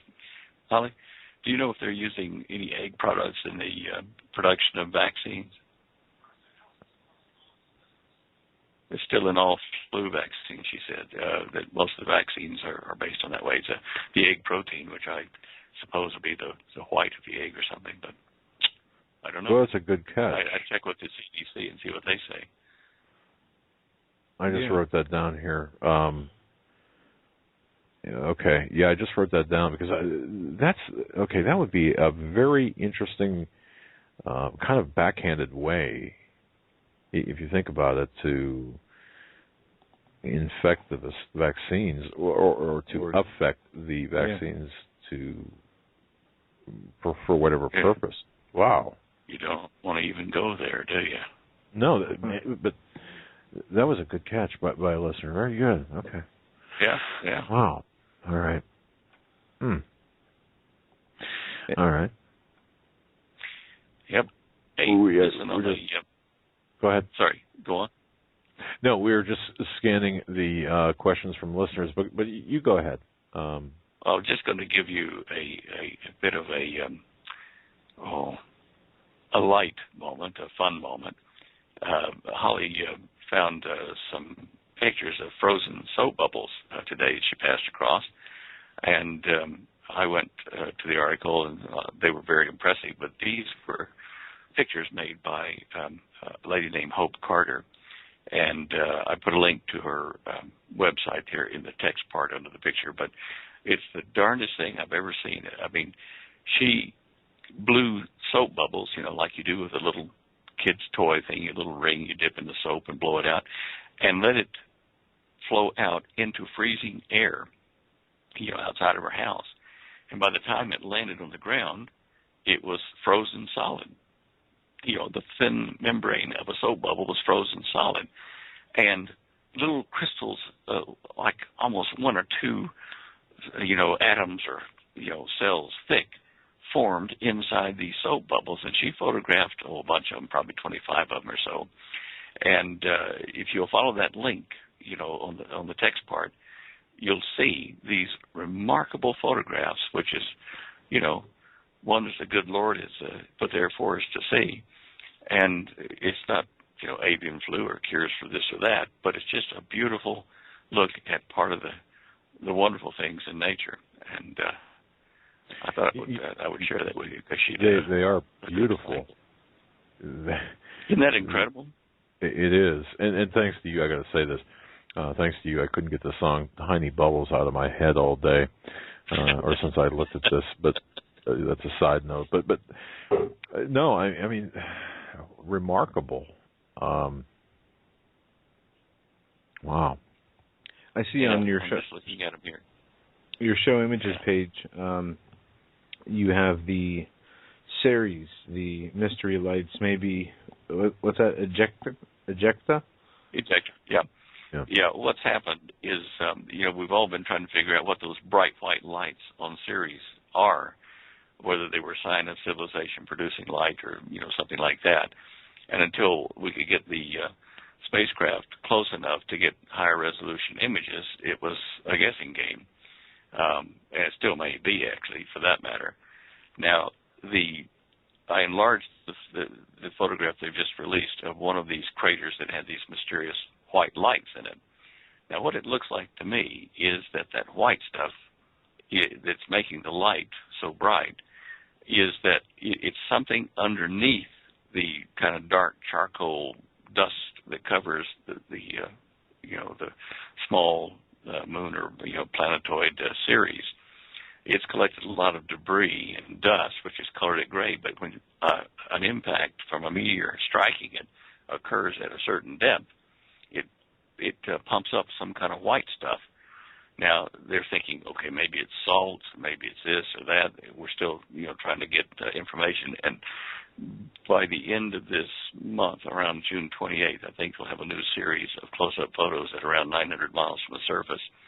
And at that time, maybe spectrographic analysis will give us an answer to what that material is. But it's just so unusual because it emits that white light, no matter what angle the source of that white stuff is to the sunlight on that day.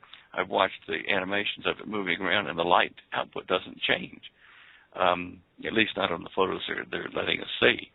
So it's something that is re-emitting visible light, in all directions. And it seems, I'd like to see if they could take a picture of Ceres on the dark side and see if it's emitting light when there's no sunlight, or if it emits light after the terminator passes for a few hours or something. I don't know. Anyway, this picture that I've got here, you can see it. I've enlarged it just with Photoshop, just enlarged it, I think, 4 times, so that you can see the rays of the impact that splashed out of this particular impact crater, splashing that white stuff out over the rim and concentrating it around the impact center. That's giving us a clue that it's something either in the thing that impacted it, the meteor that impacted Ceres, or it's in the surface underneath all this gray stuff on Ceres. And it's hard to tell at this point whether, it's from the actual impactor or from the surface underneath the gray surface of Ceres. Still interesting. I mean, there's the jury's still out on what's happening there, so we'll see. Very good. Earthquakes on the planet. I've updated that. Certainly. Anything that with earthquakes, anything that we should be paying attention to? Because last time you said it was very quiet, and still quiet. It's I guess, still right? fairly quiet. It's still fairly quiet. I would look at what I think I've left it up there. Yeah, the planetary alignments for right now. We are drifting out of the possible connected link between the position of Saturn and Jupiter relative to the Sun and to the Earth.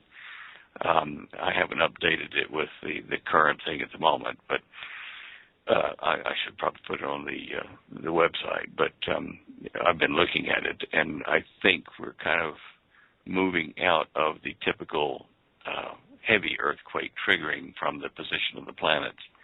I'm just looking at today's thing, 16th of June, and we're still in a potential position. I've got to watch Venus here. Let me just, go back. The computers are wonderful, aren't they? What I'm trying to do is see if I can get, no, Venus is not going to come into play. I think we may be good for about until, just a second here, I'm just writing this up, somewhere around February of next year. It might get serious again if our hypothesis about the right angle positions of Saturn and Jupiter relative to the Sun are correct. But anyway, I've seen a couple of other big earthquakes occur when the Saturn and Jupiter and the Earth weren't in the position that we see, but they seem to be the exception to the rule rather than the rule. So anyway, gotcha. That's get Solar System Scope and put it on your computers, and then you too can follow it. It's a really easy program to use, and it's quite informative, in my opinion, anyway. I got a report here, just came in before we went on air, from a guy down in New Zealand, Jeremy Compton, who we talked to him quite a bit, and they just announced tomorrow their time, like 17th of June, but it's really about our time, just a couple hours ago, that there's and they did it over radio, but a U.S. group of seismologists and Japan and New Zealand are all getting together, and the U.S. group is coming from Texas as well. They've got a multi-million-dollar product off of kind of east of Lake Taupo, that the volcano we worry about, and they are studying what's called slow slip earthquakes, earth movements off the eastern shore of North Island, New Zealand, trying to figure out how to predict what they're going to do.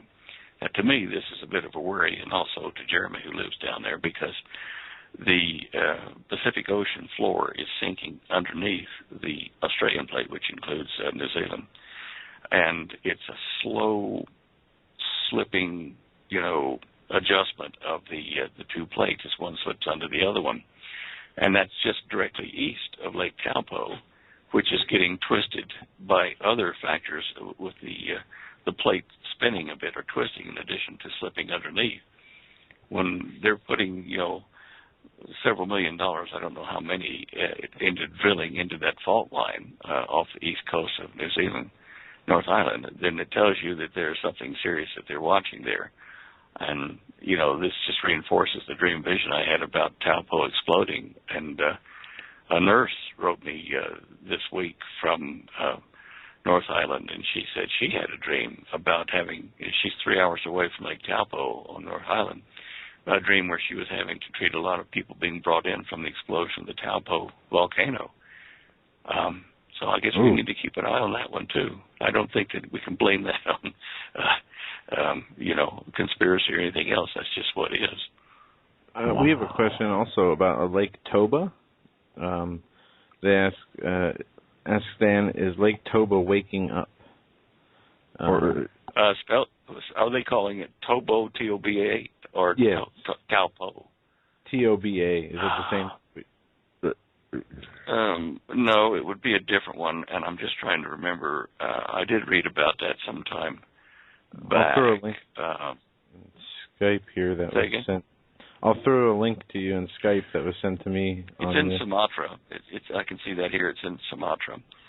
And certainly it's on a tectonic plate that is very active. And I don't know whether, let me just see, Toba, it says Toba periodically, every 74,000 years gets a big eruption. It's there in the northwestern part, just above Singapore.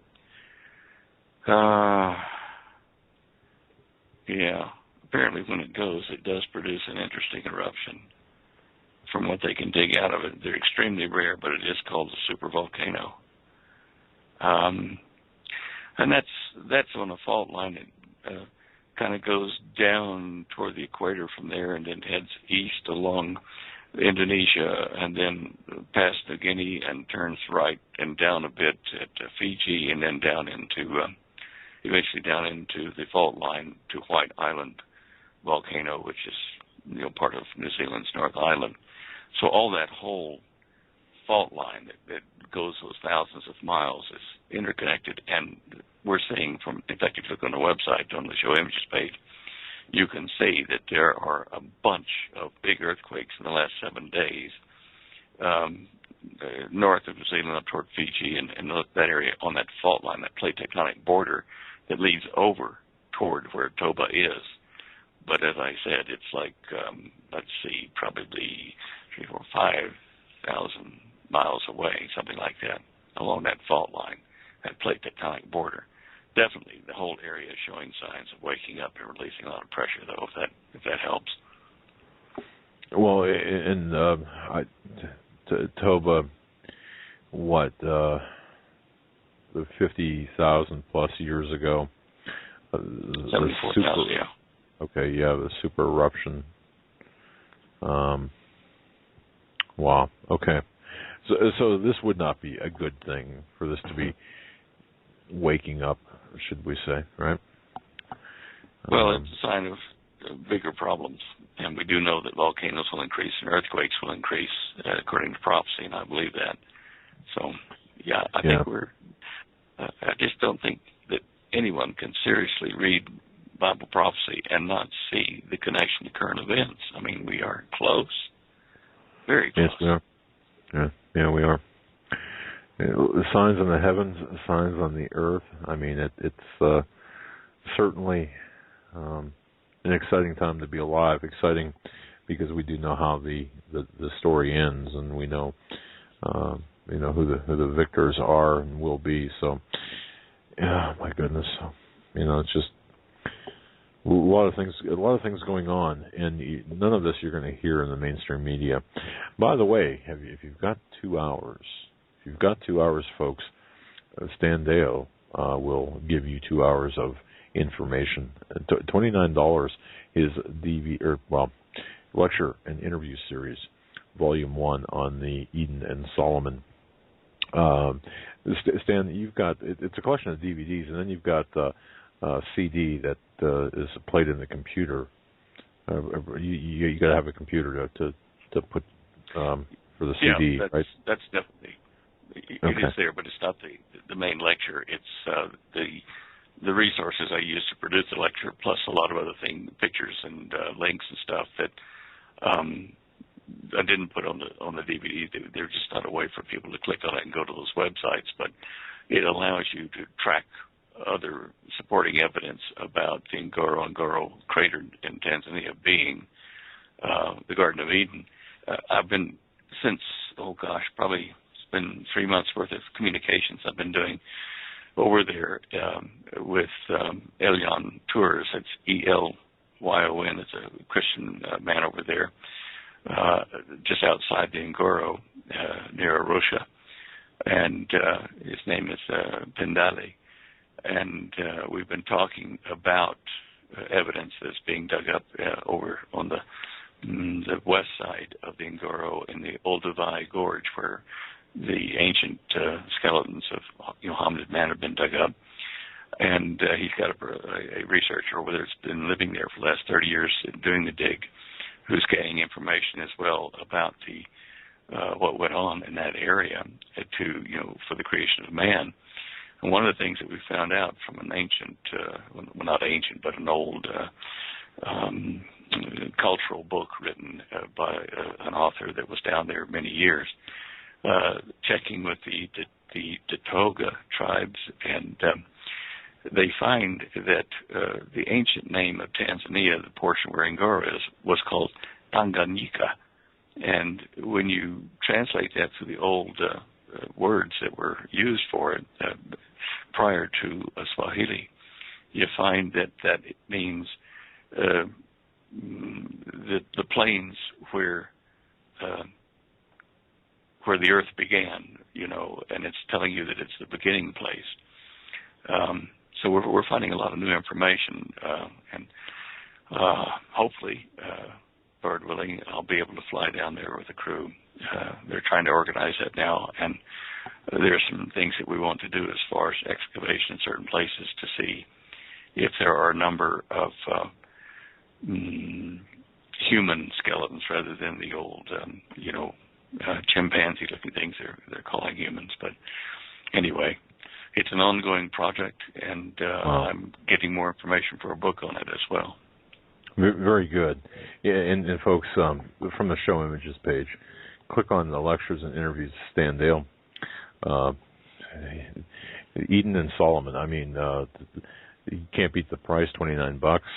The lecture series, 2 hours of information plus the CD that's interactive, played on the computer, and special links used with Google Earth and so on. But a fantastic lecture series, and your research is still going on, and I think that's great. And I'm telling you that's one of the most, I believe, the most authoritative research projects I've ever seen on the Garden of Eden. So, just want to say there's going to be more coming. More coming. Love it. I've found at least 3 major physics papers written by professors and leading lights in mathematics of how the universe formed and all that kind of stuff, and they are all supporting the fact that our dating of the age of the universe and the Earth, hence, is way up to wrong, because the speed of light has gone from being like 10 to the 30th or greater than it is now down to where it is now. And that because of that, radiocarbon-14 dating is putting long-term ages where it should be in the tens of thousands of years for the creation of the universe and the Earth and other things. They were all rapidly formed.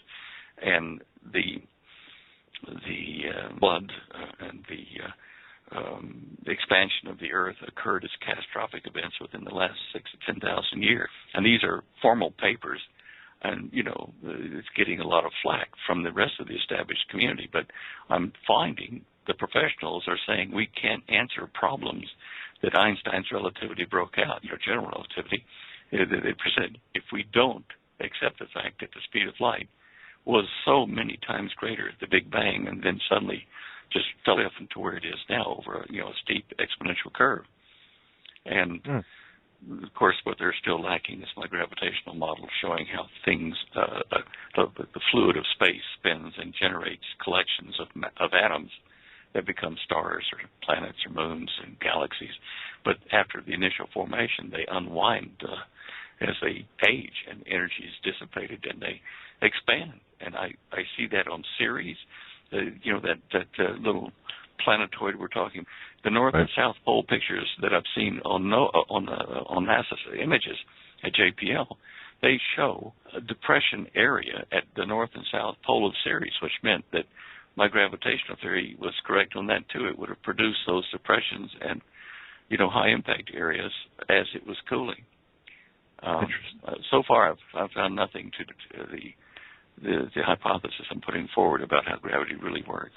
It's not a one-directional force. Anyway, I'm on my box. I'm sorry. Well, no, time there, guys. That's really I think it's fascinating. When you mention gravity, it's a push and a pull, basically, is what you're saying. It is. Yep. And I find that, and I don't mean to belabor to extend your time, but I just find that amazing for a lot of reasons.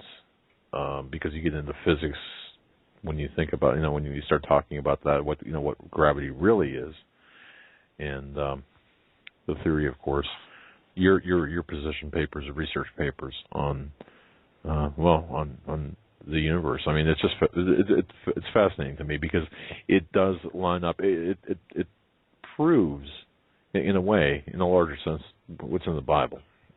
I don't know. I know that's kind of a leap there for people not really understanding what I'm talking about, but yeah, I mean, it's fantastic. So, really great work. Thank you.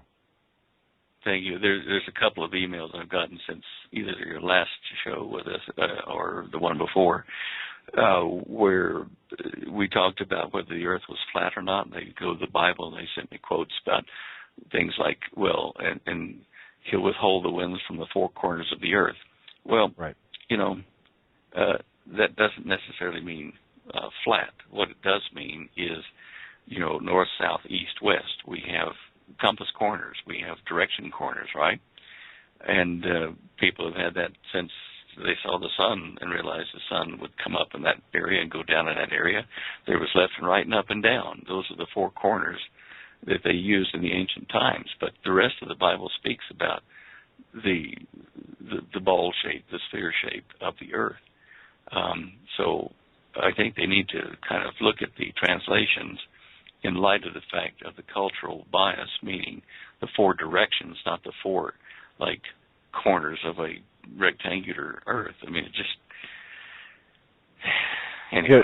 Yeah, Joe and I were talking about that when we were driving to and from Washington, D.C., because we've been getting a lot of emails about the flat Earth. I don't know if you want to call it a theory, the flat Earth. We've been getting so many emails about this saying, well, along with pictures, I got a picture of an Arctic drop-off, if you will. I can't even explain it because... But it seems. I mean, there's this resurgence, it seems, of this flat Earth discussion, and I think what do you attribute that to? I mean, I've never seen anything like it. Attributed I don't know. I mean, it's an effort by someone, I guess, to start up a new find, a new blog on it. But there are so many things that contradict that being the case. The orbits of satellites is one great biggie. The curved horizon is another biggie. You don't have a curved horizon in a rectangular, thin, flat Earth. Right. Which are I don't know. I look at this and I just wonder: are people just uninformed, or are they so passionate about a certain belief that they throw out all logic and all scientific certainties? I just wow. Well, look at the people who say we never went to the moon because there was one photograph of the astronaut and the shadows came from two different directions, and on the surface of it, looking at that photo, I can see how an amateur would look at that and say, it's fake. There was stage lights doing this, causing the shadows to, as though there were two lights left and right on that astronaut walking on the moon. Well, when you realize that that is a wide-angle lens that they took the picture with, it bends shadows in. I mean, it distorts. And they didn't consider that, and that's why they said for the longest time we never went to the moon, because those shadows were wrong. And right. The wide-angle lens will do that. Now you look at the pictures of the Earth's horizon from orbit. Are all the Russian, all the American, all the Chinese, all the Japanese, all the European Space Agency pictures of a curved Earth from space wrong? Have they been, purposely changed? I can't believe that. Exactly. There's just too many things that just speak against that. The gravitational constants, the variations, no. Yeah. It's just when I see this this resurgence and this really, it's almost like a campaign to me, an emailing campaign where, hey, you've got to understand, we're being lied to.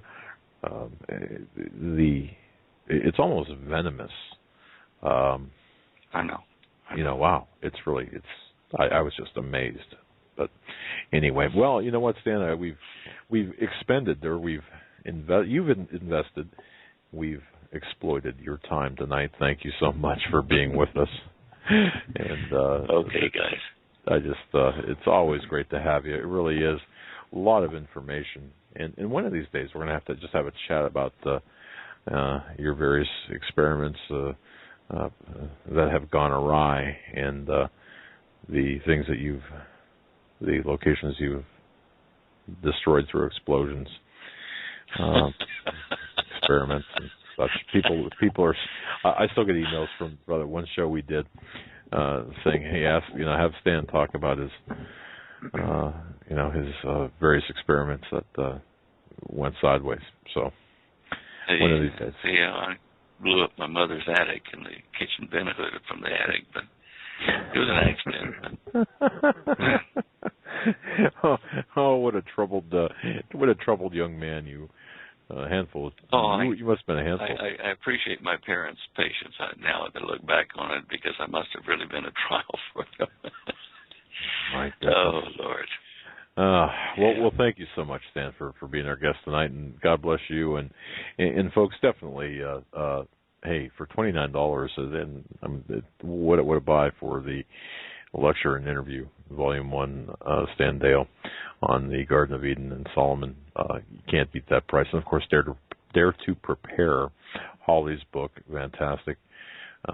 Stan, thank you again very much. Okay, thank you, guys. I just, thank you. I hit the go away button by accident, but anyway, I just signed back on to tell you guys night-night. All right. Lord willing, I'll see you next week.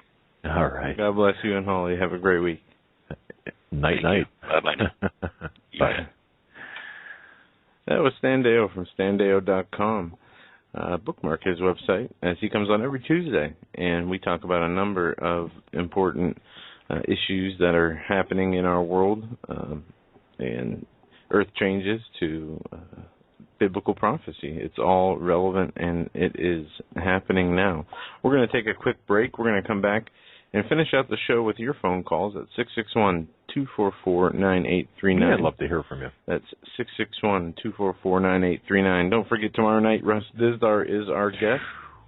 He'll be on for the whole show. It's going to be of this Tuesday, June 16th, 2015 edition of the Hagmann Hagmann Report, where we're going to take your phone calls this hour. And we're going to start now. Area code 843. You're up first, live on the Hagmann Hagmann Report. Hey, Doug and Joe. Good evening. This is Troy. Connie, how's it going, guys? Troy, wait a minute. Troy, Connie Lake? Is that what you said?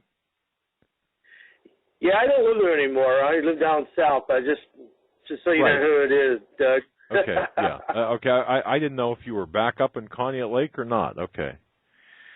No. No, right. I'm not. No, I'll never go back there. I might go back and visit the family once in a while, but no, I'm staying down here down in the south. Hey, I got to commend you guys for going. I wish I could have gone up there on Sunday when you did the prayer thing. I just want to thank you guys again for everything you're doing, and kudos to you. And did you all get a chance to see that video of that little girl that says, "Abba, up, the King is coming"? Yes. Amazing. Yeah, like I said before, when I get a little bit down and things are getting, the news and stuff, I just pull that up, and it just reassures me, out of the mouth of babes, Christ will use the children to get everybody's attention.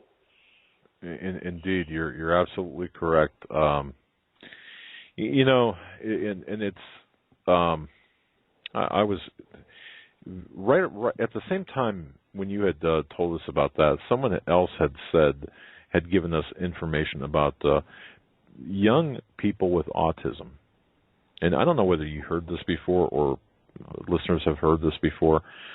Young people with autism are beginning to make utterances about the end times or the return of Jesus, and it's just very interesting how it seems like these are playing off one another. I don't know whether you saw that or if people have seen that, but this has been kind of progressing over the last couple of years. And there are videos out there very similar in reference to what I'm talking about. So it's interesting. The timing is interesting, I think. Yeah, it is. And, I just want to encourage everybody. I'm trying to spread the news about you and Joe, your son, your program, Rick Wiles and Pastor Paul. Like I said, I got a mom that's 71 years old, and I thank God for her. She's a godly woman, and she really likes to walk close with the Lord. But we're to the point that we're going underground, and we're getting prepared for what's getting ready to come. And be ready for when those that thought they were going to get out of here earlier or are lost are going to wonder what's going on, what's happened. We'll be ready to help them and hopefully lead them to Jesus Christ. But I don't want to take up too much of your time. Go ahead. No, I think that's a very commendable and admirable thing that, we're going to have to minister to those people who have been, in my view, either deceived or convinced of something that is non-biblical necessarily. So, yeah, so if that's what you're getting ready to do and you're going to be doing that, that's a very commendable thing to be doing. Thank you. Well, all I know is that I had my eyes open. After listening to your program and Rick and Pastor Paul, my eyes have been open tremendously of the separation of the true remnant and those who are paying attention. And the movement, you can feel it. I don't know how you explain it, but you can feel the Lord telling you, this is the real deal, and you better pay attention. But you guys are great. Joe, I know you're hanging back there quiet, but you and your dad are to be commended for doing good work in the Lord's name. You all have a blessed night, and I'll listen to you the rest of the night off the air. All right. God bless you, my friend. Thanks for the call. You have a good night, too. Yeah.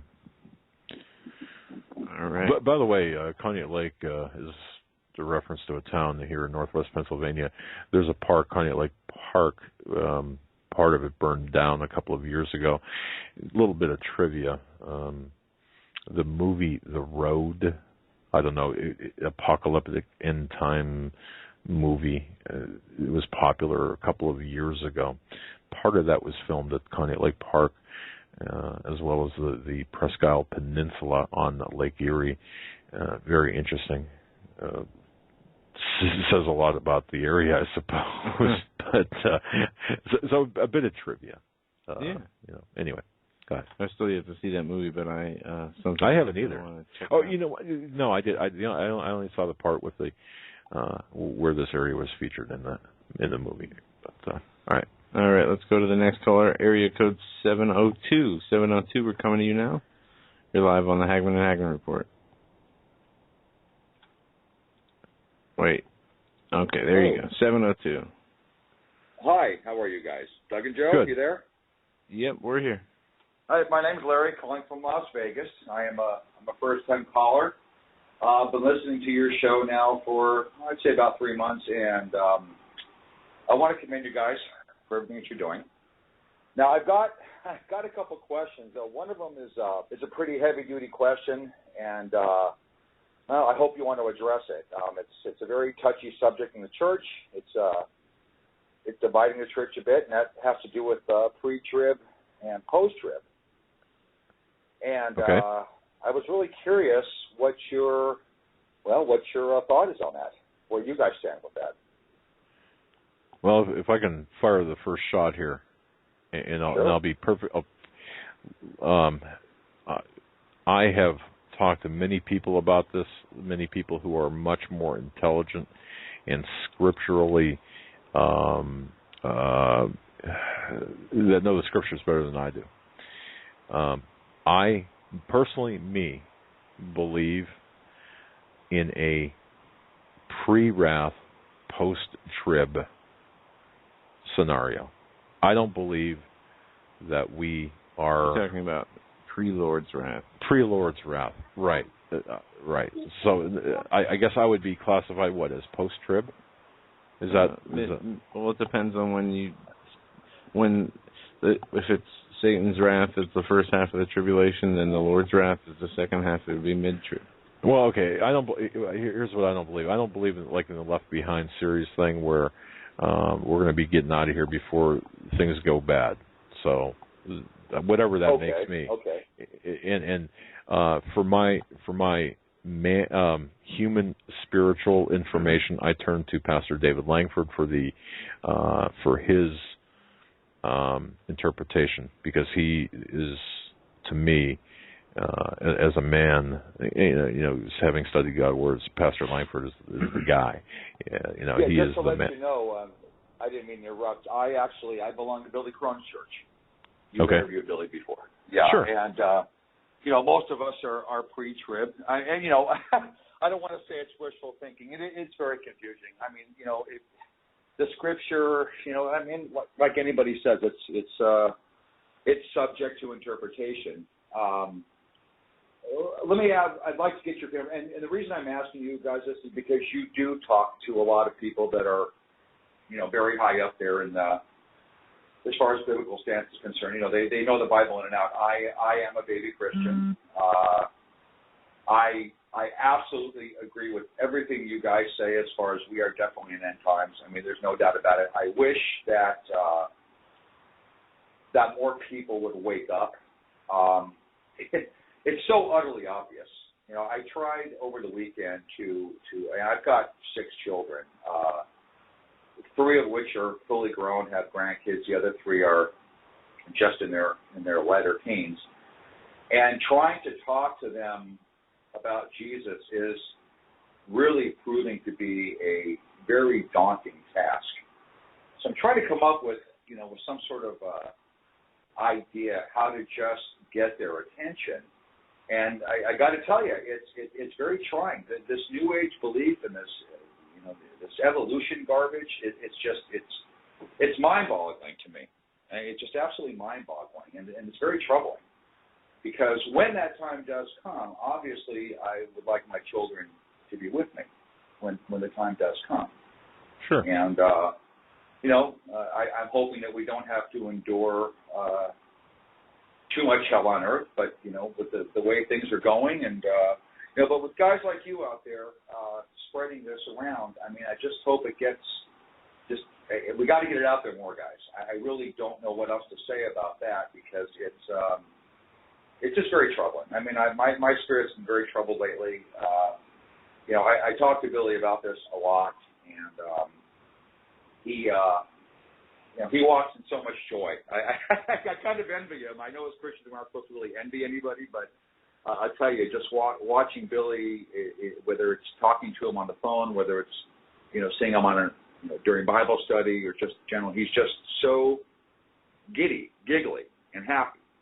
And we should all be like that, but unfortunately, a lot of us are consumed with all of these things happening, and it makes it difficult. I know my faith is being challenged. I know that Satan is throwing darts. I guess the one good thing about this is that the closer we become to Christ, the more darts that are being thrown against us, so to speak, if that makes any sense. Sure.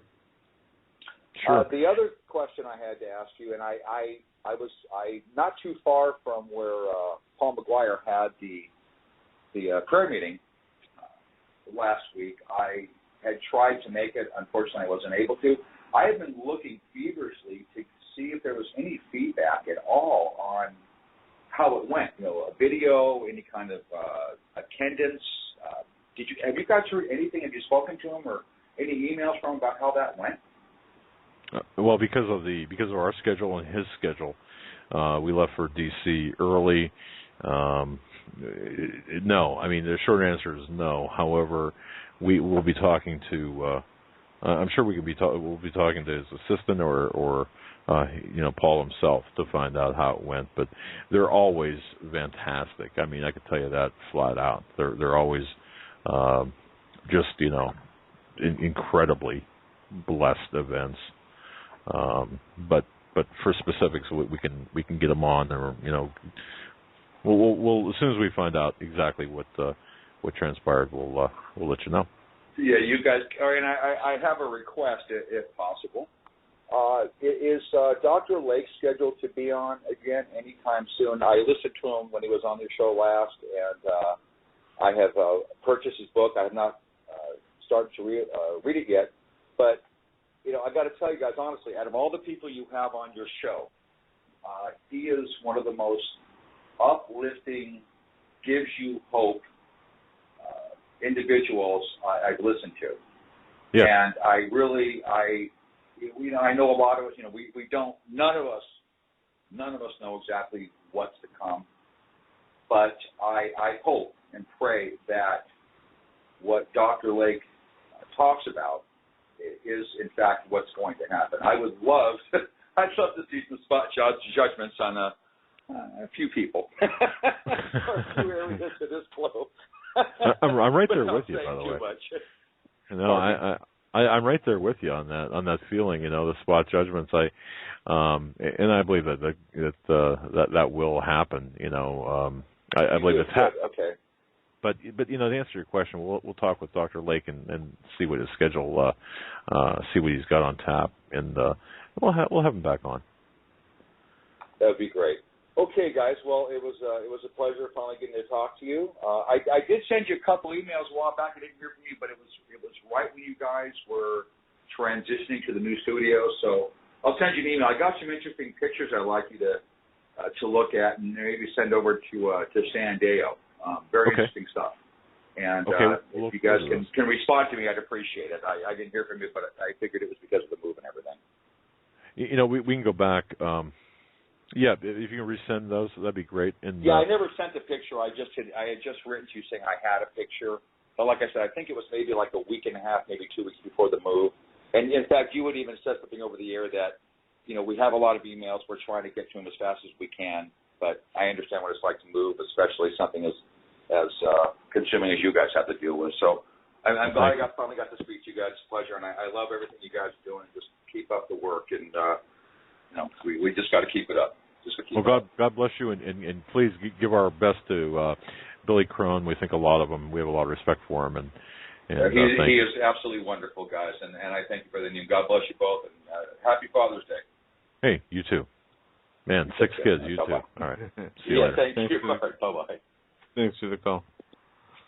All right. Let's go next to area code 903. 903? 903, you're live on the Hagmann and Hagmann Report. Greetings from East Texas, Doug and Joe. Hey. Greetings from Northwest Pennsylvania.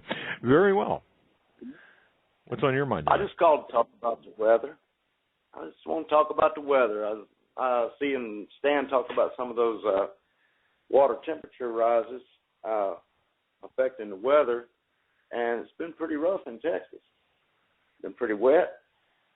And me being a suspicious tinfoil hat kind of person that I am, I was thinking back to when I saw some renegade or somebody on TV saying something about so days until weather disaster or something like that. Do y'all remember anything like that? 500 days, wasn't it? Wasn't that? Is that what you're referring to? There was somebody who said, what, 500 days? Yeah. And then some renegade said something about 200 and something days, not too long after that. That I didn't hear. Perhaps I'm not sure about that, but I recall the 500 days statement. Yeah, what's your thoughts on that? Just being suspicious like I am, no telling what a renegade would do. True. Might, do just about anything to keep somebody quiet. Yeah. Ooh. Yeah. Well, I guess you already know. But anyway, I'm just if Stan can look at the water temperatures and he can't tell when it's just going to go crazy. If it goes crazy on a certain date setter, then obviously there's a causation there for this date setter. I'm being a suspicious person like I am. I'm reading into this what you're saying. Okay. Yeah. Well, you got ears. There's people got ears and people that don't. Okay. Some people hear, some people don't. I'm just suspicious and wondering if any. Well, see, you haven't been able. When it got hot in Texas, I started working 14, 16-hour days, so it rained real bad today, and it's the first day I've had off on the time when y'all are on the show in at least 2 weeks. So I thought I'd call in tonight and tell you the weather's got me a little ticked off and wondering if y'all have any information about it. Well, all right. Let me lift the veil if I can. On your statement or on your reference, I'm not sure when this was, but French Foreign Minister Laurent Fabius said 500 days to avoid climate chaos, and that was I don't know how many days ago that was. Now we have the overlay of Jade Helm, don't we? And that kind of goes right into the calendar. 500 days from when that statement was made, May 14th, 2014, would take us into mid-September 2015. So what are we looking at here? Climate change, climate chaos. What was he referring to with his 500-day prediction? So your comments are indeed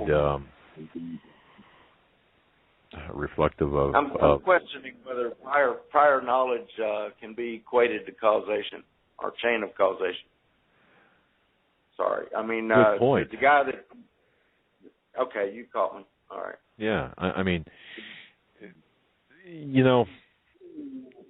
we dealt with a lot of this in the investigative field. Okay, people that have knowledge, advanced knowledge of something necessarily, or something perhaps. I shouldn't say that we dealt a lot. I shouldn't say that we dealt with this a lot. We dealt with this occasionally, where somebody would make a statement to us in the course of an investigation that suggested or intimated some level of foreknowledge of certain events yet to take place.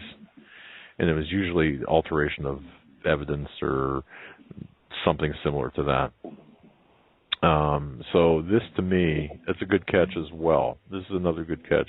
Could there be some foreknowledge of something, or could this person, maybe on a nation-state level, be planning something? So who knows? But it's interesting that the timing is interesting here, especially in where you're located, in terms of not only just the weather, but with the military exercises. Oh yeah, I ain't gonna comment on that tonight. I done said all I'm gonna say about that. Good catch, though. I like Forrest Gump. That's all I got to say about that. Well, life is like a box of chocolates, No, good catch, by the way. Good catch. I like that. Peas and carrots, bub. Well, hey, listen, it's good to talk to y'all. I'm sorry I missed y'all so much. I haven't had a chance to listen. I've been bringing in some hours, though. Hey, you got to do what you got to do, my friend, and I understand. There it is. So, all right. Well, what brother. I got to do now is say good night, guys. Love y'all. Hey, love you too, brother. You take care, man. Have a great evening. All right. We're up against the close of the program here, and the echo on that one was pretty distracting. Sorry about that. Yeah. Again, tomorrow, Russ Dizdar will be our guest. Then Thursday, we have John coming on to talk to us about the satanic influence, the overt satanic influence in Hollywood. Yeah, this is going to be, the rest of this week is going to be critical in terms of understanding the spiritual darkness that's being used as a tool against the Christians and against really everyone, but it's going to be very key, I believe. And Josh Peck will be on with us on Friday. That's right. So, what a week! And please watch the website. We're going to be doing some things with that as well. So, well, Joe, yeah. And then again tomorrow, Rest is. I'm really looking forward to that. We will be back here at 8 p.m. Eastern Standard Time with Russ Dizdar tomorrow. His latest book, The Black Awakening, ShatterTheDarkness.net is his website if you have not heard of him, which you must have been living under a rock or you're new to the show. But until tomorrow, stay safe, God bless, and have a great night. Good night.